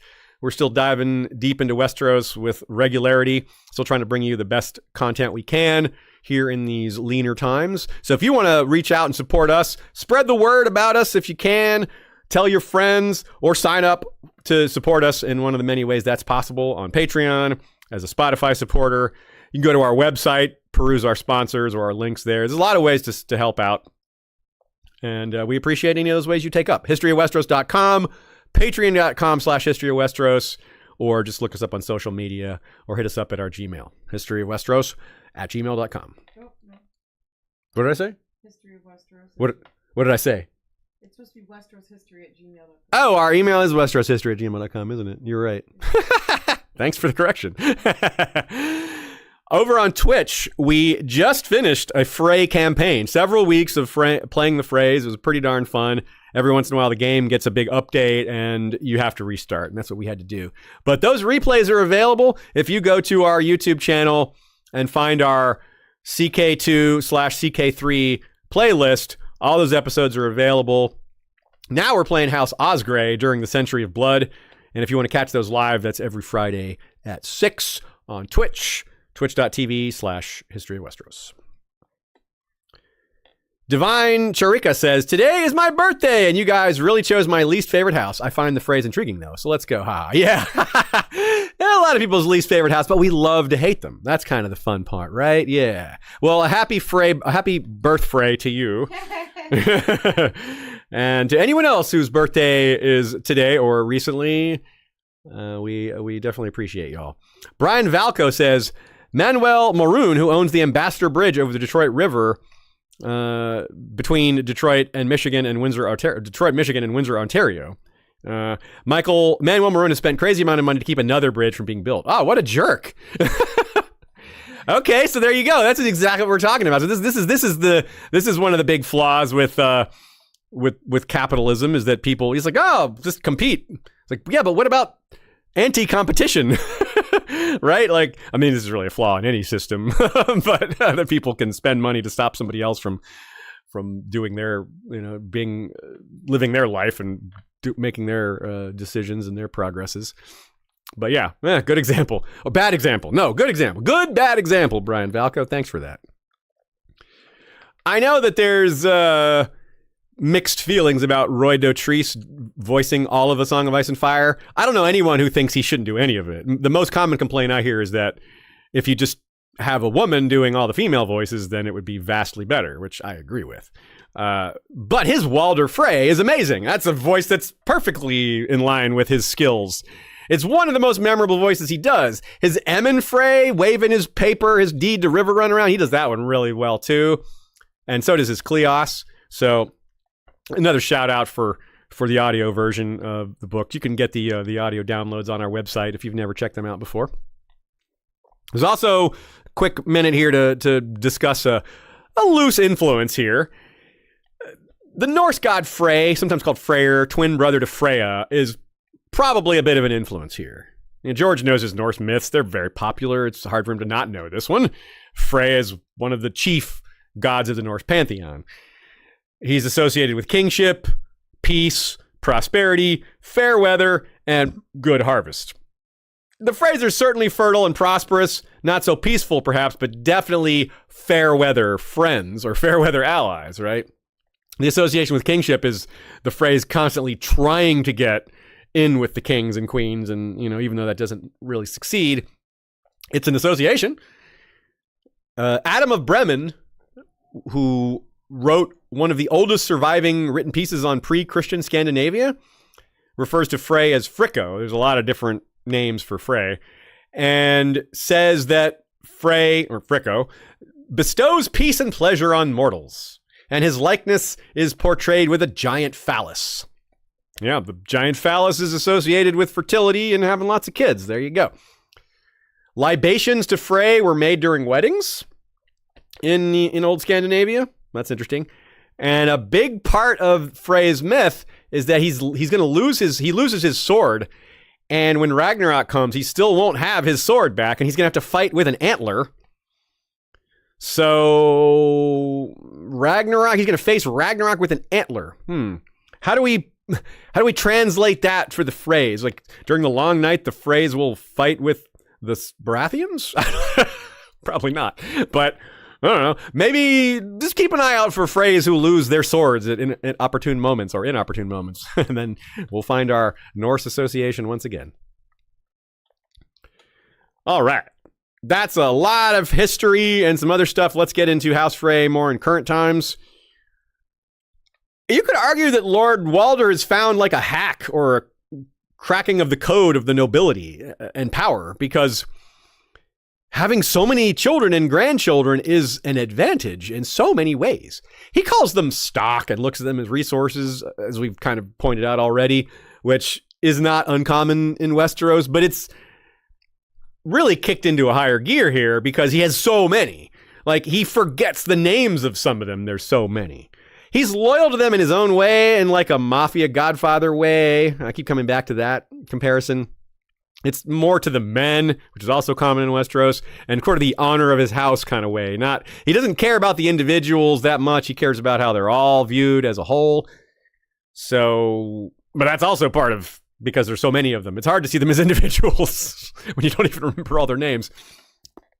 That comment about him being able to field an army from his breeches is partly true, right? He brags to Catelyn that he has more sons than Tywin by 19 and a half. And he sees it as both a measure of his manhood and his wealth, both which fuel his pride, which, as we know, is, as big as it gets. There's few people that have the pride of Lord Walder. So practically, though, and just as beyond just being a point of pride, it allows him to expand his ambitions majorly. He can have a bunch of his sons be warriors, some of them who are actually pretty dangerous, like Black Walder. Some of the other ones have special skills, like Aenys, a skilled commander. Lucian as a Septon, moving up the ranks. More on him later. Lothar, the architect of the Red Wedding. You thought I was going to say, like, the bridge or something? No. And endless marriage alliances. How many marriage alliances you can have with all those sons and daughters. It's crazy. He has so many marriage alliances that he can treat them as expendable, too, which he does. He turned, like, multiple of his former marriage alliances he betrayed at the Red Wedding. Like, he had a Blackwood marriage and he killed one of the Blackwoods there. He's like, I don't care. Break a few eggs. And these marriage alliances build on one another, Lena says. Even a family which might ordinarily look down on the Freys, they wouldn't necessarily look down on the families the Freys are married into, and thus their progeny would look a little better by comparison. So there's these like tangential or indirect connections that the Freys are looking for that bring them a little bit more into the old country club, into the old boys and girls network, right? All these connections just get them a little more in there. But of course, he doesn't always get his way in that regard, right? It's a plot point that he wanted a Tully marriage for decades. Hoster had already rejected a Frey bride for Edmure, but that came back around, didn't it? Yeah, it sure did. Another aspect of the Freys that is notable is that George wrote them as physically unattractive. George doesn't do the villains are always ugly thing. I mean, look at half of the Targaryens and Lannisters, right? They're very good looking. But he made Walder look like a stoat or a weasel, and his progeny look like that too. And many characters, including the Lannisters, mock them for it. Even their castle is called ugly. So it's really a theme here. It's not just And if George were a different writer, you might be like, all right, that's a little bit of a trope there. But he isn't. He mixes it up here. The Freys are where he is very heavy with it, but he can do that because he's been consistent elsewhere. Reminds me of Edward Rutherford. It reminds me of Edward Rutherford. Oops. It reminds me of Edward Rutherford's book Sarum, which follows families in the region of Sarum. All of his books do this, where they follow different families in different regions over long, long periods, like 10,000 years, sometimes like epic history. But he does have like families with certain, I think it is rodent-like or weasel-like faces. One of the families is described. I think the Fisher family, yeah. Yeah, the Fishers are described like that, and they make me think of them. And then he has builders. Anyways, it's a great author, but very Frey-like. I have read Sarum as well. It's the region around what is now Stonehenge. So the book actually starts pre-Stonehenge and ends in like the 1950s. So it's really good. It's a really unique book. So yeah, good shout out to Shay. That's a really good call. But this weasel look hasn't always been true as far as we could tell. We saw his father in the Mystery Nine. He didn't look like that. So it isn't necessarily a long-standing family look like the seed is strong, like the black hair and blue eyes of the Baratheons or the Lannister golden green. But maybe Walder's look will stick. Maybe it will become the defining look for them because, well, he's had so many children, and that's just a lot of weasels. Pop goes the weasel in a Game of Thrones very early on. The Freys are everywhere, even before we see them. There's several in the Hands tournament. Walder complains later about how poorly they do. Sansa actually counts 6 of them, but names Martin Rivers, who is a Frey by birth, just not by name. So there's 7. This is a subtle bit. Sansa is a good POV for this because Martin ends up proving himself very capable as a commander of Outriders. He's like second to Blackfish. He couldn't have gained that position second to Blackfish without already being good at it. He wouldn't have been promoted or selected in the first place. Yet he isn't a Sir, while all his Trueborn relatives listed here are. And he's probably more competent than most, if not all of them. So here we get this like nobility over merit thing that's very common. We see it with the Freys, even within their own. And like Martin's probably more competent than most of them, yet he is relegated because of his birth. And this comes up in other places too. Like at one point, Walder tells one of the young girls to get off the stage because I don't want any bastard stock up here. Real Freys only. Like, ugh, damn, dude. Rude. So there's a large party of Freys at the end of the crossroads when Catelyn seizes Tyrion, rather. It's to the Freys that she announces her intentions because they're so numerous and because she hopes to count on their support. It's kind of subtle, but none of them do. They stand up and be like, yes, my lady, what can we do for you? And then they find out what she wants to do. They're like, never mind. We're not helping you. Tyrion's POV is when we find that out. We're on the road with them, and Tyrion's thinking about how the Freys didn't help her. And he finds that really interesting. He thinks about how, Lord Walder's not necessarily going to support the Tullys here, if that's what's going to happen. You're like, Catelyn may be making a mistake here. And you can glean from this that the commander of that 20 or so Frey detachment has been well taught by his Frey superiors. The Frey values are in play here. Like, no, don't get involved. There's no profit here. This is Lannister versus Stark. You don't want to take a side here. If it's Lannister versus random guy, take the Lannister side. Win the friendship of the Lannister. If it's Stark versus random side, take the Stark side. There's profit in that. But these are 2 great houses starting to fight. It's none of your business. Notice how the other houses, though, did get involved. You got Bracken's getting involved. You got a Woad getting involved. You got all these others. They're not taught that. They're taught, regular honor and nobility. This is a noble woman in need of help whose child was attacked. Yeah, that's not what really happened, but they have no reason to doubt Catelyn's story. So, but the Freys were the only ones who sat out of all those Riverlands houses that were present. So that's interesting. It's at all turns, the Freys behave differently. Immediately from both POVs, on both sides here, both Catelyn and Tyrion, we hear that this guy is shifty, that he's not to be trusted. So it's just, we're told many ways from many point of views. But we're also told in the same breath that he is powerful, very powerful, and has a huge family. and that the crossing is vital to Robb's strategy. He can't just go around. He must deal with the Freys. And not only must he deal with the Freys, but he wants them as an ally and definitely doesn't want them as an enemy. Because of, again, 20 to 25% of the Riverland's strength is right there. At the time when Robb's army is marching south and we first arrive at the Twins, the vibe of the chapter is that they might attack the Twins. But that notion vanishes the moment we see it. Quote, "One glance was sufficient to tell Catelyn that the castle would not be taken by storm.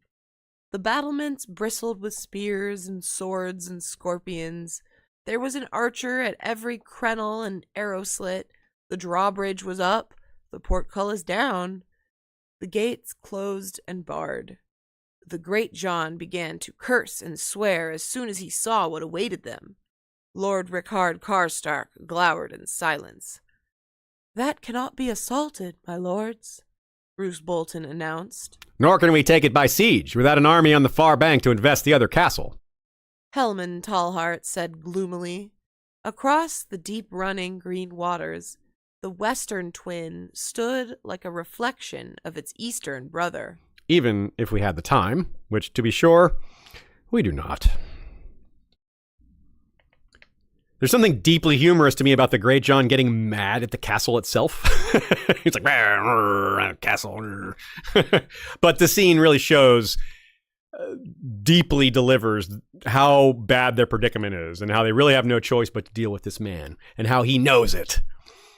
So not only attacking it is out of the question, because they just really have no choice here. That is... Walder becomes an enemy eventually, but that was not a preordained thing. Remember, never believe that the Freys were planning on betraying Robb. They were planning on that as an option, but they were preferred to win and to have the new Queen of the North come from their family. That was a better outcome than the Red Wedding for them, and they knew that. But the Red Wedding was a better outcome than losing entirely, which was what they saw coming. Remember, at their first meeting, Catelyn fibs a little bit. They're like debating, well, how do we negotiate? Should we go inside? And they're like, don't go in there, Robb. He'll just throw you in jail and do whatever he wants. And Catelyn's like, I'll go. He won't harm me. And then she thinks, unless he saw some profit in it. So she doesn't say that out loud because if she says that out loud, then they'll be like, yeah, exactly. Unless he sees some profit in it, which he very well might. Which, again, reinforces the idea that we've been saying all along, that profit motive, gain, extracting maximum value is his primary goal here. He's always thinking about the bottom line. And that's what he does. He doesn't harm her, but in making a deal, he considers all the factors and holds them over the barrel. He knows they're desperate. He knows they want to get to River Run, and he knows they are on on short time here. They don't have the ability to wait. He knows his castle's too strong for them to attack. He knows they want him as an ally. He knows they don't want him as an enemy. Unfortunately, everything they want, he knows, and he can thus bring that to negotiating table. And this is something the Freys for 600 years have been practicing. Find out what they need, find out what those people want, and use that against them. If they need to cross really badly, make them pay more. This is something they're experts at. Walder also knows Ned is in prison, Tywin is their foe, and he uses the Jaime Lannister argument that comes much later. Yeah, I swore an oath to Hoster Tully, but I also swore an oath to the king. Which oath comes first? I don't know. So this is his out when they're like, you should already be on our side. And he's like, yeah, but I swore. Yeah, it's actually a reasonable argument. It's crappy, but legalistically, it's kind of fair. So that's why the deal is so heavily in favor of the Freys. Robb has to marry a Frey. Arya has to marry a Frey. Big and Little Walder get to be wards to Winterfell. Oliver Frey becomes one of Robb's squires. But it isn't just the crossing. They don't just get the crossing. They get 1,000 knights and almost 3,000 footmen, that's a substantial amount to add. The infantry immediately goes with Roose Bolton to go fight the battle on the Green Fork to distract Tywin, while the cavalry goes with Robb's other cavalry to go relieve Riverrun, where we have the Battle of the Whispering Wood and the Battle of the Camps. We learn the attitude and themes of this house through Catelyn and others. They're aggressively proud. They don't want to be looked down on others. They want to overcome that. They want to be the ones looking down on others. And that's why they take shots like this, to become queen or to become, just to move up the noble ladder. And it's interesting too, because he talks about the injustice of being looked down on, and being looked down on is something that a lot of us would sympathize with and say, yeah, I don't want to be looked down on either. But it's written in a way that we don't sympathize, because it's nobles looking down on other nobles. They're already so privileged. It's hard to not feel bad for anyone in that position, especially this guy. It doesn't feel like an injustice the way it's written. It's like, no, this guy is greedy. His reason for feeling this way is his pride. You know, we shouldn't feel bad that he's an outcast given how privileged he is, right? But that's what he's trying to sell. And it works a little better on someone like Catelyn, who understands noble pride a little more and has a little bit of her own, or at least a little bit. So even though there's all this early on, this they're not trustworthy, blah, blah, blah, it still doesn't come off as they'd murder you all at a wedding untrustworthy. It comes off as, oh, they might switch sides. Maybe they won't give you their full support. Maybe they won't show up on the battlefield. But like full-blown conspiracy to murder you all, it wasn't really written like that. Maybe some of y'all got that vibe, but I didn't. It seemed like the pride mattered as much as all, but it didn't necessarily seem like his pride was that violent, that overweening and powerful. And Catelyn understood that pride was the most important thing. The key to Walder is his pride, but she even didn't realize how deep that runs, how violent and how angry that is. He's the living embodiment of violent pride. Like this guy, there is perhaps nobody who embodies it better. I mean, he's basically it's like the thing that keeps him alive. Like this guy would have died long ago if it wasn't for his burning sense of pride. He just wants to be more respected. He just wants it so badly, and it's keeping him going. He tells Catelyn the reason. He's like, Catelyn's like, why aren't you fighting with the Lannisters if that's your attitude? He's like, well, they didn't ask me. If he wants me to fight with him, he should ask. And Catelyn accepts that answer because she realizes, well, that coming from him, that's probably true. And she's like, well, I'm asking. And that's when they start negotiating in earnest. So it was a good play by Catelyn, even though it didn't work out in the long run. Wasn't her fault. Anyway, we quoted earlier how Robb wouldn't trust him and how things kind of changed over time. This is when we get back to that. What Robb did to prove and to ensure that Lord Walder didn't turn on him was he left 400 of his own men at the Twins, saying, hey, Ray, you're giving us all these men to help us in our army. Let us give some back to you to help defend your castle, which is now denuded of defenders. But actually, I want men loyal to me inside your castle in case you turn on us. But something changed. Those men were pulled away a little later. We'll talk about that shortly. Let's finish up with what happened in the rest of Game of Thrones. After the Battle of Whispering Wood, we learned that Perwyn Frey, one of the good ones, one of the only good ones that we know of, was one of Robb's bodyguard. So that was cool. He was there and fought well, and Robb respected him. Sir Cleos and Tion fight under Jaime. Because remember, some of the Freys are fighting for the Lannisters. Cleos is a Lannister Frey, and Tion is his son. They're both captured. I'm sorry, they're not Cleos. Tion isn't his son, he's his younger brother. Their father, Aemon, is also on the Lannister side of the war. That's the one who ends up with Riverrun. So yes, there are Lannister Freys and Northern Freys. It's confusing. After the Battle of the Green Fork, which also happens near the end of the book, Aenys, Jared, Hostine, Danwell, Elmar, and Ronald Rivers are all fighting for under Roose Bolton's banners. And this is when we move on to A Clash of Kings.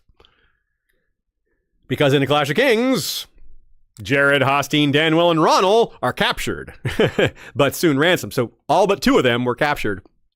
Arya says, while she's at Harrenhal, 2 Freys come to ransom them, presumably the 2 who weren't captured, Aenys and Elmar.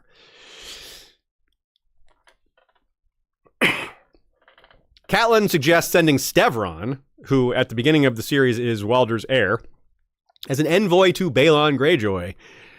Good call, Catelyn, but Robb chooses Theon instead. Oops. After the Battle of Oxcross, Stevron is slightly wounded, but he dies in his tent while asleep within 3 days. It's a little bit suspicious. Later in the series, lots of Freys start dying, and some of it at least is blamed on Black Walder murdering his way to the top. This could be one of those examples. This could have been an early example of that, but we can't be sure. It's definitely suspicious, though. Now, Stevron had actually been preaching peace and the strategy of just sitting back while Renly and Tywin go. He's like, hey, let Renly and Tywin fight. Let's sit back and see what happens. A very Frey thing to suggest, but Robb isn't having it, and this is immediately before Greatjon and Rickard rise up and name Robb King of the North. So that is where that went. And Robb later thinks that, man, after he marries Jane Westerling and he's lamenting the fallout, he's like, sure wish Stevron was around and maybe even in charge, because we could have negotiated with. He would have forgiven us and maybe, could have worked with that, but not Lord Walder. And yeah, unfortunately, Robb was right about that. Not Lord Walder. He was not willing to make amends. Also in Clash of Kings, Big and Little Walder arrive in Winterfell. They are disliked by Bran, and of course they are. They're crappy. They're crappy kids. I hate saying that about children, but they're crappy kids. It's a real insight into the culture of the twins, because these are children, and it's hard to not like them. Or it's hard to not like them. It's hard not to dislike these kids, which is just like, I don't want to dislike children, but yeah, it's like Walder when he was 4. They're bullies. They're vicious. They're tattletales. One of them might even be a straight up murdering kinslayer. Probably is. It's not a good look. So this is a really interesting insight by seeing the children of a house like this, rather than just the adults. You understand what the culture of the twins must be like. They're all like this. It's super common for them to behave like this. This is like the corporate culture of House Frey, to borrow a modern term. The organizational culture of this family is extremely violent, extremely bullying, extremely like getting over on each other, which is a big reason why Bran is so turned off by. He's never seen this before. Bran was raised to be in the pack survives, lone wolf dies environment. That's the vibe he was taught. That's the complete opposite of how this generation, if not many generations of Freys, have been raised. When they get the news of Stevron's death in the north, they immediately just talk about the succession. They're like, aha, he's dead, died of waiting for our grandfather to die. And they're like, who's going to be Lord? And one of them is, see, I'll be Lord one day, Big Walder says. It's like, I don't care if he's going to be Lord. I'm going to be Lord one day. And they're like 40th in line or something like that. Maester Lewin overhears and he gets mad. He's like, where's your grief? And they're like, oh, we're very sad. Like in a flat tone of voice like that. And Bran gets a sick feeling in his stomach about that because he realizes they're lying. And this is when it really dawns on him what I was saying about the complete polar opposite of their behavior and what these children value versus what he values, and what his house taught him, what his parents taught him versus what these boys have been taught. It's just so different. Now, when Ramsay takes Winterfell, they're, of course, spared and kept as hostages. And, they're gently treated. But Roose, at the Red Wedding, before the violence breaks out, does a toast. And he's like, yep, and I've got the Little and Big Walder up at my castle, hint, hint. And like, I've got hostages. Don't forget, and Catelyn notices Lord Walder's expression and understands that the threat was heard, Catelyn witnesses much of the Battle of the Fords. If you don't recall which battle that was, it's the one where the fandom debate is, whose fault was it, Robb or Edmure, right? Robb didn't communicate his plan. Edmure maybe took a little too much initiative. That we're not here to rehash that debate. It's just a way to remind y'all of which battle it was. Sir Perwyn again was involved, the good Frey, and Martin Rivers, the competent but lower ranked. They led the Frey contingent in this one. But an underrated factor is the one I've been teasing for a while here. In order for Edmure to make his plan work, he had to take those 400 soldiers from the twins that were there to make sure Lord Walder stayed loyal to bring to this battle. They needed every man they could get, and those men never went back after. So that insurance policy was sacrificed to win this battle that Robb didn't even want. So that proved very costly beyond what anyone could have guessed. It's a missed detail. It's just a couple of lines thrown out. It's surprisingly important given so many other factors. Sir Cleos is sent as an envoy to King's Landing. Remember, he's still a captive at this point, and when he returns to returns to River Run after having delivered the demands of the Stark faction, Tyrion sends infiltrators to help free Jaime. Now, Sir Cleos has nothing to do with it, but Catelyn uses it as leverage to help with her plan regarding Brienne and Jaime's freedom. Remember, of course, Cleos is there with them. He's like the red shirt of that trio. He is killed ignominiously by outlaw arrows, and then his own horse dragging him. His head gets smashed on a stone. And Jaime later tells his parents that he died bravely, which that's the good kind of lie right there. You know, like, even though Emmon's crappy, and I like Jenna, she's not necessarily a good person, she's a good character. I don't have any problem with dishonesty to save your family some grief, you know, like that's their child that died, even though it's Cleos, a guy that we don't really like. Still, around halfway through the book, we learn that Roose Bolton, after reforming his army up on the Green Fork, you know, or up on the causeway after the Battle of the Green Fork, he headed west with that remnant of his army, actually more than a remnant, his pretty substantial army still, and married Fat Walda. Must have been some real interesting conversations there between Lord Walder and Roose Bolton, conversations that the TV show tried to give us. And those actually were decent conversations. Those were reasonably okay and a decent facsimile of what I would guess some of those conversations to be like. They would have been a lot more subtle in the book if they had happened, if we had seen them. But it's the groundwork for betrayal. I don't think the betrayal had quite started then, but the two most villainous houses under Robb Stark's banner got together and started conspiring. And as Robb's war effort tanked, given some of the problems that picked up with Rickard Karstark and obviously the Westerling thing and losing Winterfell, pretty huge, they were already in agreement, even without having to say it, that both Bolton and Frey want to be on the winning side, whichever side that is. And if they can help each other in that goal, all the better, because, well, helping each other can only make sure that goal is accomplished. It's a convergence of villainous values here. From the Frey vantage point, Nina adds, the family was at this moment hitched to a star in decline. Robb suddenly looked like a king who couldn't even hold on to what he already had. He started off doing so well, and the Freys were all for it. But then, blow after blow after blow, major blows that it would seem almost impossible to recover from. And then on top of everything else, Tywin wins on the Blackwater. If Tywin had lost to Stannis, which was a big possibility, something that Walder Frey definitely calculated on and expected was part of the problem.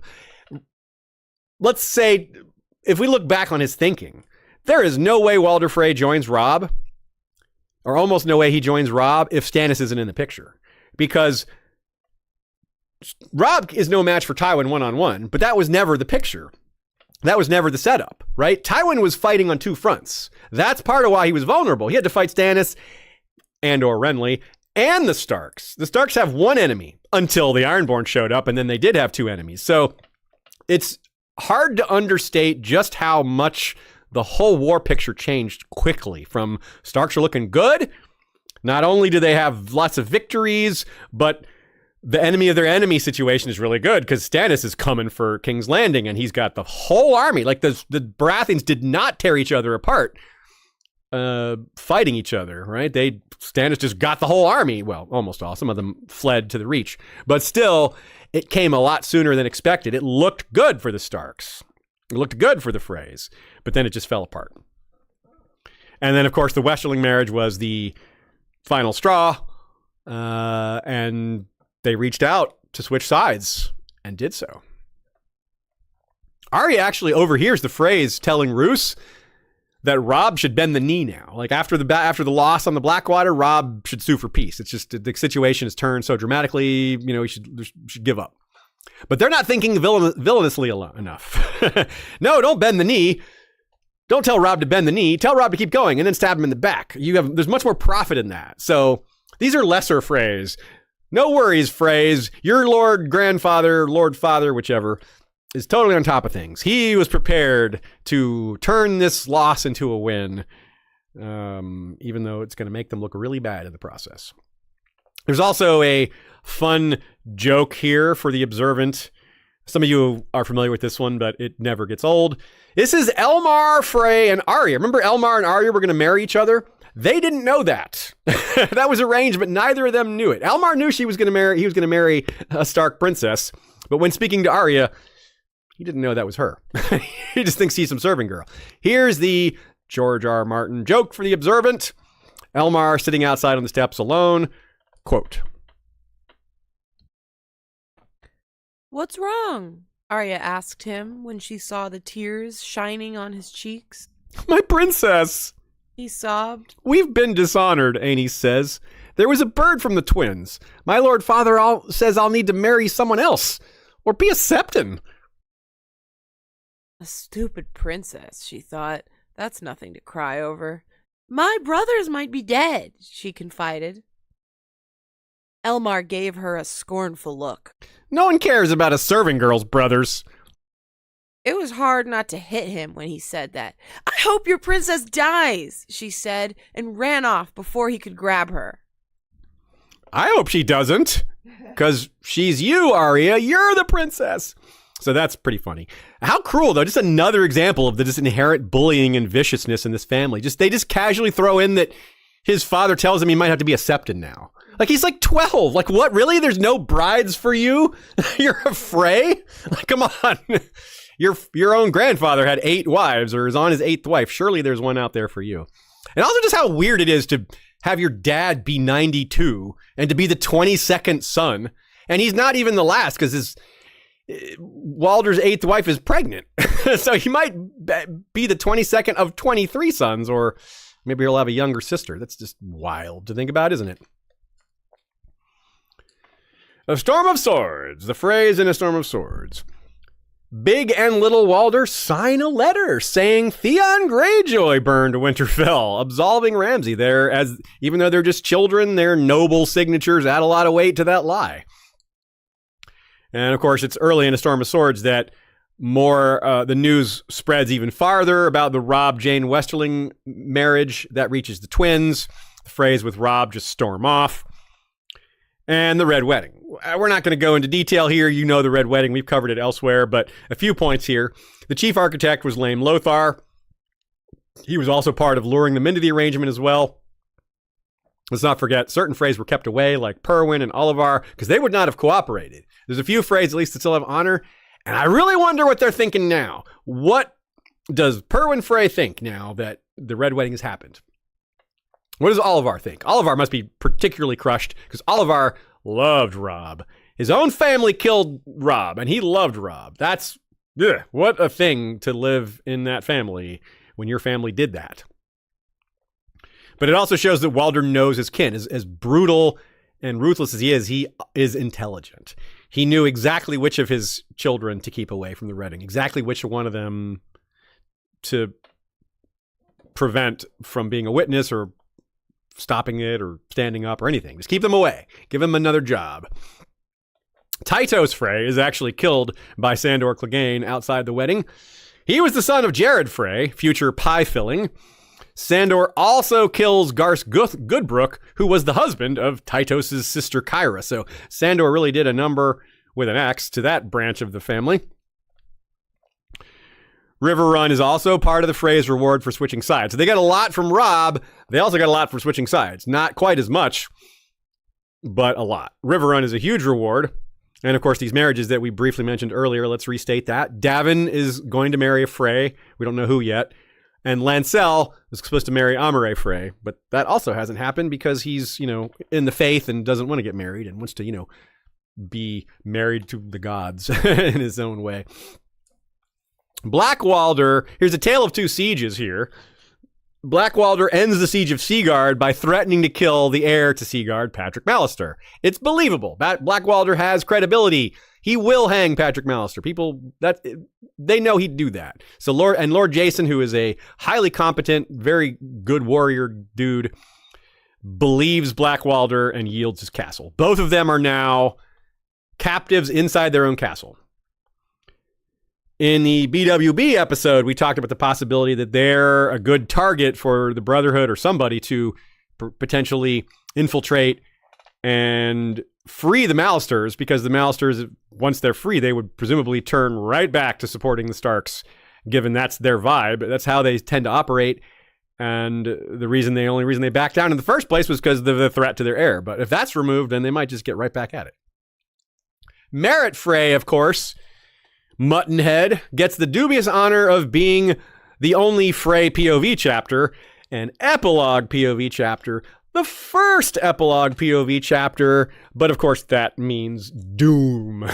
He's hanged by the now Stoneheart-led Brotherhood Without Banners, who lured him to the ransom situation by offering to give back Peter Pimple, but they just hanged him too. Lots of hanging going on. Yeah, so many more Freys get hanged after the Red Wedding. Like one or two Freys die before the Red Wedding, and then after, a whole lot more die. Too many to count, though. In A Feast for Crows, the Freys are led by Ryman. The Freys lead the embarrassing siege of Riverrun, and that Jaime solves for them. It's pretty much the opposite of Blackwalder, because they threaten to hang Edmure. Blackfish is like, I don't believe you. And Blackfish was right. They don't want to hang Edmure because they need him as he's more valuable as a captive, and Blackfish sussed that out. So it's embarrassing, and Jaime comes in and does it right. So that allows Emmon Frey, again, second son of Walder, to take up...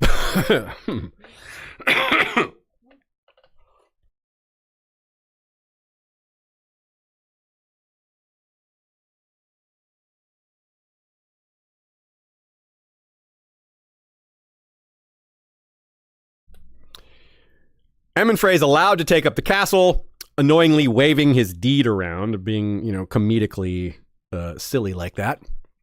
And it's reminiscent, perhaps, of why Tywin spoke out against this match to Jenna in the first place. But Emmon is almost certainly doomed, maybe Jenna as well. We talked during our Brotherhood Without Banners episode that Tom O'Sevens has already infiltrated the castle. He's already in there. He's already been operating. He's the reason Ryman Frey was hanged. They blame it on Blackwalder, which they might be barking up the right tree in general, but it was the BWB in this case. So it's a funny situation where you have the Freys are very busy dealing with outlaws, and outlaws are very busy dealing with Freys. So they're both, it's like a little miniature war happening behind the scenes here. Or maybe not behind the scenes, maybe it's happening somewhat openly. Also in A Feast for Crows, we learned that Little Walder has become Ramsay's squire. Like, that's a meeting of awfulness that, yeah, just the things they cook up together. Ooh, bad. Yeah, just evil begetting more evil. Good, the perfect influence on Little Walder, right? There was a certain Septon Olidor who was set to become the new High Septon until he was dragged out naked from a brothel by sparrows, and that ended his candidacy.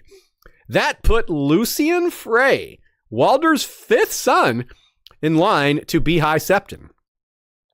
We hear from Qyburn that he feasted 30 of the most devout to buy their votes, to bribe them basically, but it didn't work because the High Sparrow was elected in a landslide by the sparrows charging in and just, forcing it. But that money that Lucien Frey was using to feast all the Septons and the most devout, that has to be coming straight from the twins. Well, Walder's got to be funding that. Like, Lucien probably isn't independently wealthy, and he's not married. So it's not like his wife's family is providing the money. So, yeah. A Frey High Septon? That'd have been really valuable for the house. Like, that's a big inroad there, but one that they missed out on. You're supposed to forget your last name when you become the High Septon, but this one wouldn't have. Now, Lucien's only elder brother from the same mother, Serena Swan, is Jared Frey. And Jared Frey is our segue to A Dance with Dragons. Jared, along with Simon and Rhaegar Frey, are duped by Lord Wyman Manderly. Famously and epically, they think they're getting Manderly marriages and guest gifts and a new ally out of the surrender deal because they brought his son's bones back. But instead, they get chopped up into pie. This really puts the Freys in special company as being part of some of the most memorable / gruesome killings. They set up the Red Wedding, but they also end up in Frey pies. And there's probably more to come.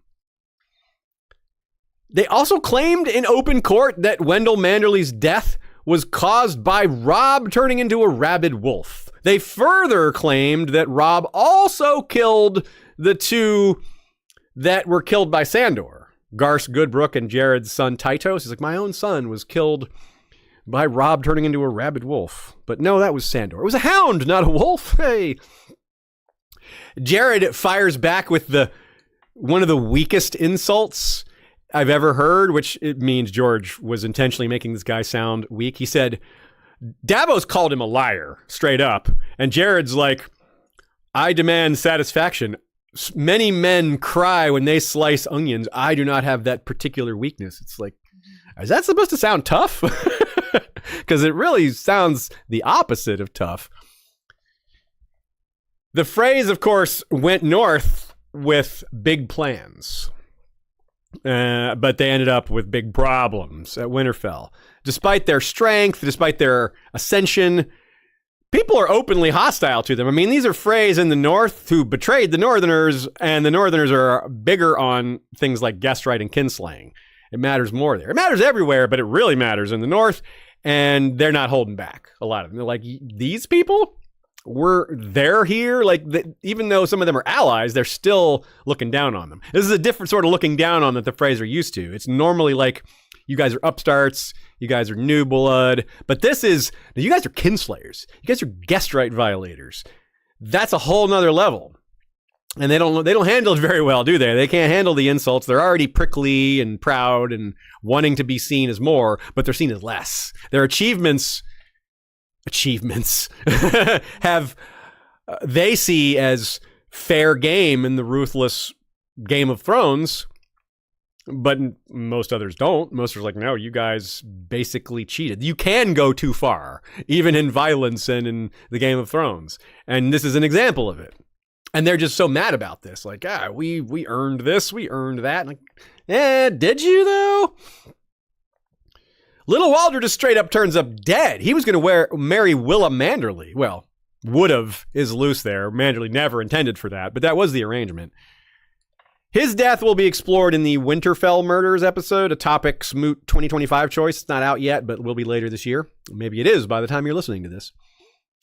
Fat Walda and her unborn child will be or already is in major danger from Ramsay. That's about as straightforward as it gets. Ramsay wants the Dreadfort for himself. Fat Walda's child is a threat to that.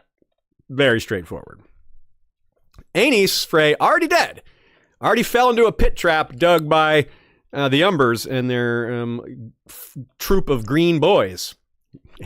Doesn't take an expert warrior to dig a hole, does it?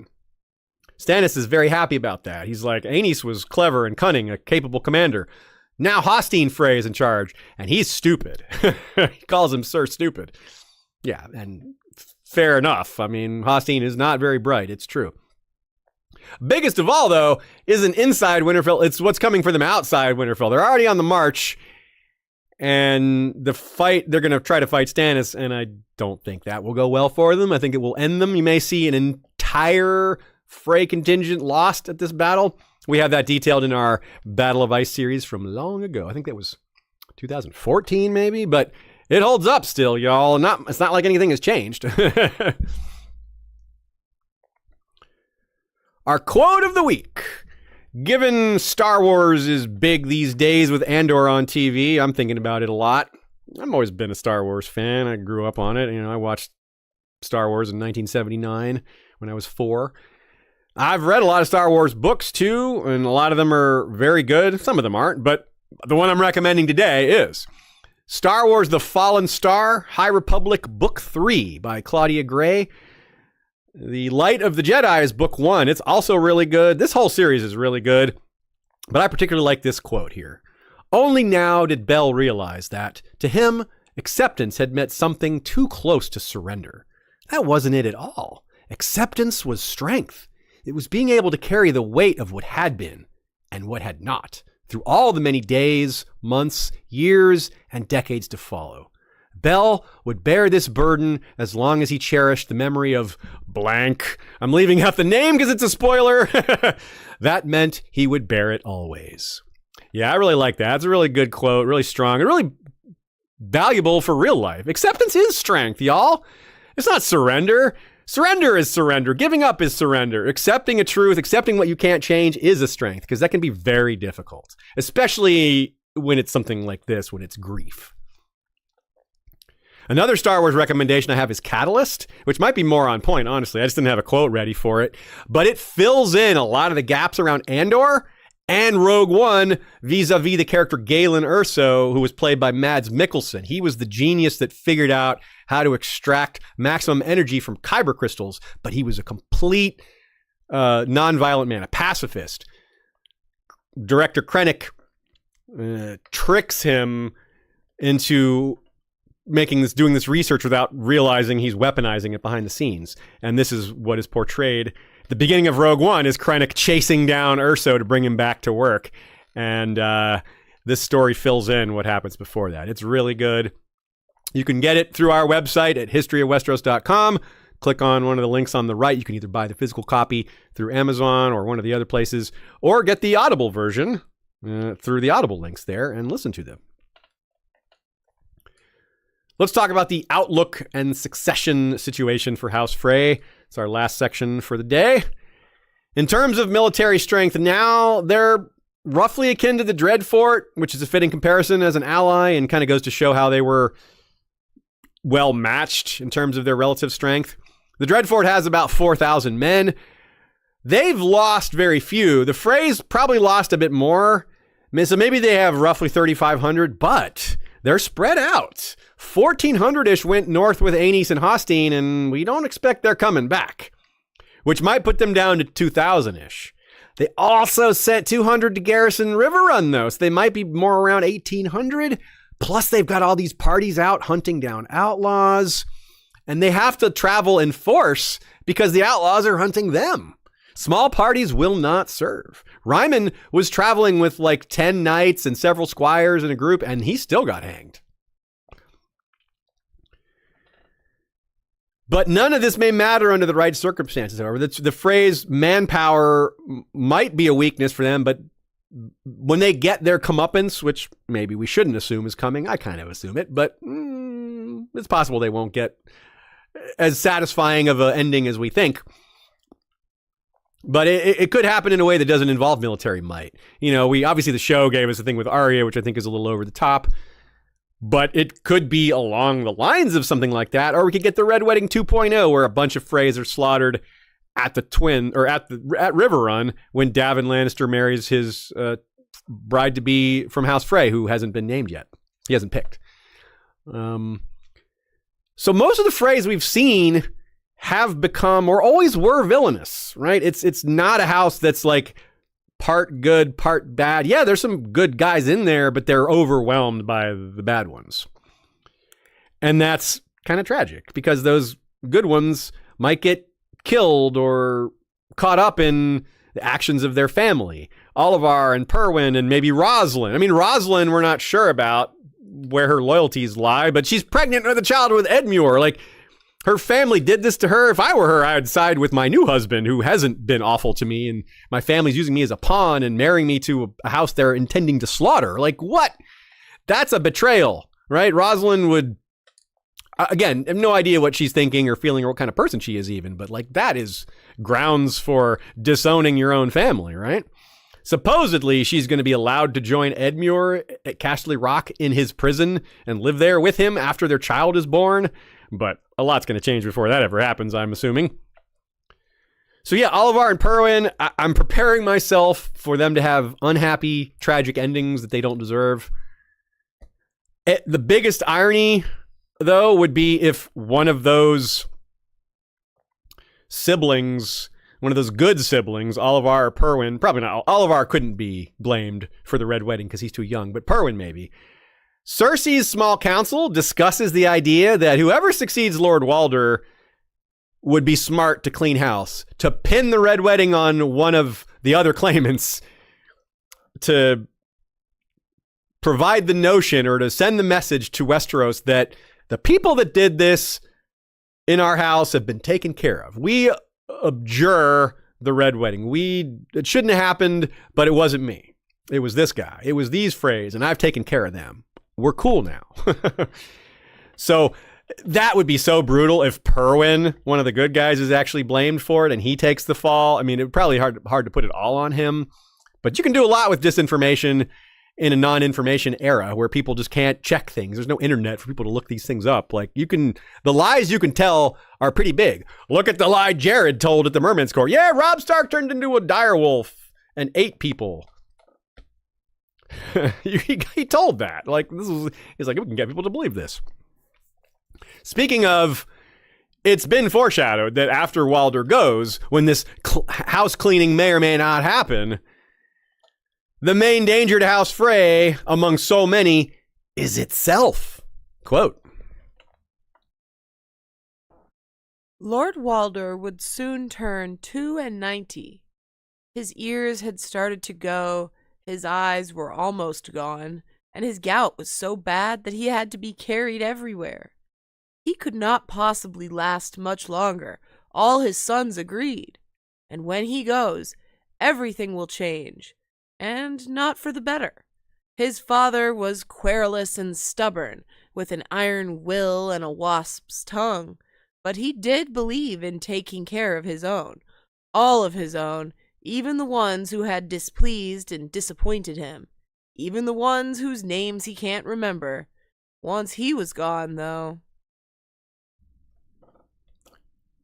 This is the kind of chapter in writing, this is Merritt Frey's brain that we're in right now, that just makes me wish, against all reasonable thought, that we have chapters from more POVs. Like, this is so thorough. This is a really, really accurate, detailed take on the way Walder treats his family from one of his own.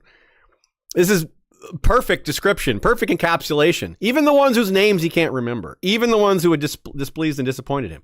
But then the end sentence there. Once he was gone, though, it's a sentiment a lot like what Robb thinks about Stevron. He's like, well, if Stevron was in charge, if Stevron had ascended to Lord of the Crossing, we could deal with him. He's reasonable and honorable and honest. If Stevron had inherited, that's Barrett's thinking, wow, if Stevron inherited, we would still be in the same shape. He would carry forward the lessons of Lord Walder. He thinks how Stevron had it beat into him by Walder that blood is blood, that he taught him that, but he didn't teach that to anyone else, and Stevron's gone. So the omens of doom around House Frey are legion. They come from inside the house, outside the house, from the north, from the south, maybe even east and west. Yeah, maybe the Iron Islands and Seaguard and the Vale, who knows? Who knows who will bring their comeuppance? We just know that they have earned many comeuppances. And speaking of, you have made a notice a pattern of the phrase, largely, though not entirely, escaping consequences from the Iron Throne. So many times they did something and didn't pay much of a penalty for it. Remember before we talked about the Blackfire rebellions, the second Blackfire rebellion. What was up with that? Bloodraven not giving them, Bloodraven, the very merciless guy, not seemingly punishing them very much. That's, of course, why we suspect there was foul play. Still, he'd have to punish them somewhat to have it has to be public. It has to look like justice was done. And there's other examples too that we've gone throughout the episode, and now they are escaping consequences, or now they're not escaping consequences, even though the consequences aren't coming from the Iron Throne. Perhaps George is setting them up for one particularly huge takedown, like the Red Wedding 2.0, or maybe even multiple events. So while the Iron Throne isn't hammering them, Stoneheart and some other houses are. and of course the BWB. Arya as well has named them, right? She's thought about them. She's like, I want to kill those Freys, but she just doesn't know them by name. They would be on her list if she had the specifics. She just doesn't know who to write down. Well, she's not writing that list anyway. She doesn't know what names. That's the point. So as I said earlier, more Freys have died since the Red Wedding than before by far. That's likely to continue, right? In part because they're killing each other. So yeah, the Red Wedding 2.0 is the biggest one, but there's other ones. But there's a twist here. One that we should see coming because we've been down this road before. This is Nina's take, and I think I agree with it very strongly. George may use future Frey deaths to challenge the reader's desire for vengeance against House Frey. George is very cautious with how he writes vengeance. He doesn't write it as always justified. It's human. It's a thing that happens a lot, but he wants the reader to consider that it's too much sometimes. Like, do we think it's going to be fair if Perwyn and Oliver are killed? No, of course not. And look at how Stoneheart's doing it. She's perfectly happy to hang Brienne, Hyle Hunt, Podrick, just for being associated with the Lannisters. That's not fair either. That's not right either. Right? How will we as readers react to unjust deaths of a family we see as villainous? Here's that gray area. It's going to be tough. It's going to be tragic, but it's going to be very well written. It's going to be poignant, and that's great. What about Theon's torture, or Cersei's walk, or her losing her children? These are not the punishments we would necessarily decide on ourselves in a civilized society. Theon, yeah, deserved punishment, but to be tortured that way, that's not the punishment I would choose. That's not justice. That's vindictive or something else entirely. What about Catelyn killing Jingle Bell? That wasn't particularly justified. He didn't do it. It was the most innocent Frey in the room by far, right? And Walder even seemed to acknowledge that it was fair play. Like, yeah, son for a son. He actually says, that's a grandson, though. Because he's doesn't value human life very much. And of course, we've said before, and we'll say again, that we expect Fat Walda to be murdered by Ramsay. And Roose will probably be killed as well in that. So even though there's going to be a lot of Frey deaths and that throws the whole thing off, here's the succession as it stands right now. It's not as complicated as it might sound because we only really need to follow the branch that extends from Walder's eldest son because it's a lengthy branch. That's Stevron again. Stevron died after the Battle of Oxcross, which made his eldest son Ryman heir to the twins. But Ryman, as we just said, was hanged by the brother without manners. And they had already hanged Ryman's third son, Peter Pimple. So the current heir to the twins is Edwin, who is the eldest son of Ryman. Next is Walda, daughter of Edwin. Of course, if Edwin dies first, Walda might get passed over. Next will be Black Walder, who is the second son of Ryman. Everyone expects him to kill his way to the top. Lord Black Walder would be an interesting development. A very violent, competent man at the top. That could make things interesting. But someone else might kill him first. Someone non-Frey, perhaps, or maybe one of his other brothers. That would be quite a twist if the guy that's murdering his own kin is killed by one of his other kin first. Now, he has no true-born children. It's possible he is the actual father of whatever child is in the eighth wife of Joyous Ehrenford is her name, of Lord Walder. As some people suspect that Black Walder got her pregnant instead of Walder himself. Walder claims his stuff still works, though. Well, let's just say one way or another, she is pregnant by someone named Walder. Next up would be Para Frey, who is daughter of Peter, the hanged Peter Pimple. She might also be passed over, but it may not even matter because it probably won't come to that. Next would be Walton, who is the third son of Stevron.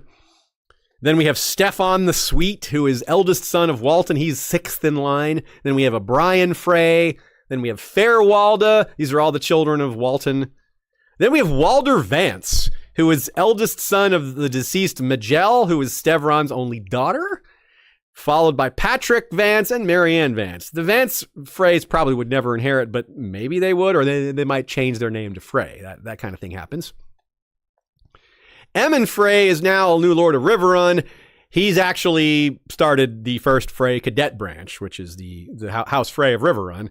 but this branch probably will not last. That's the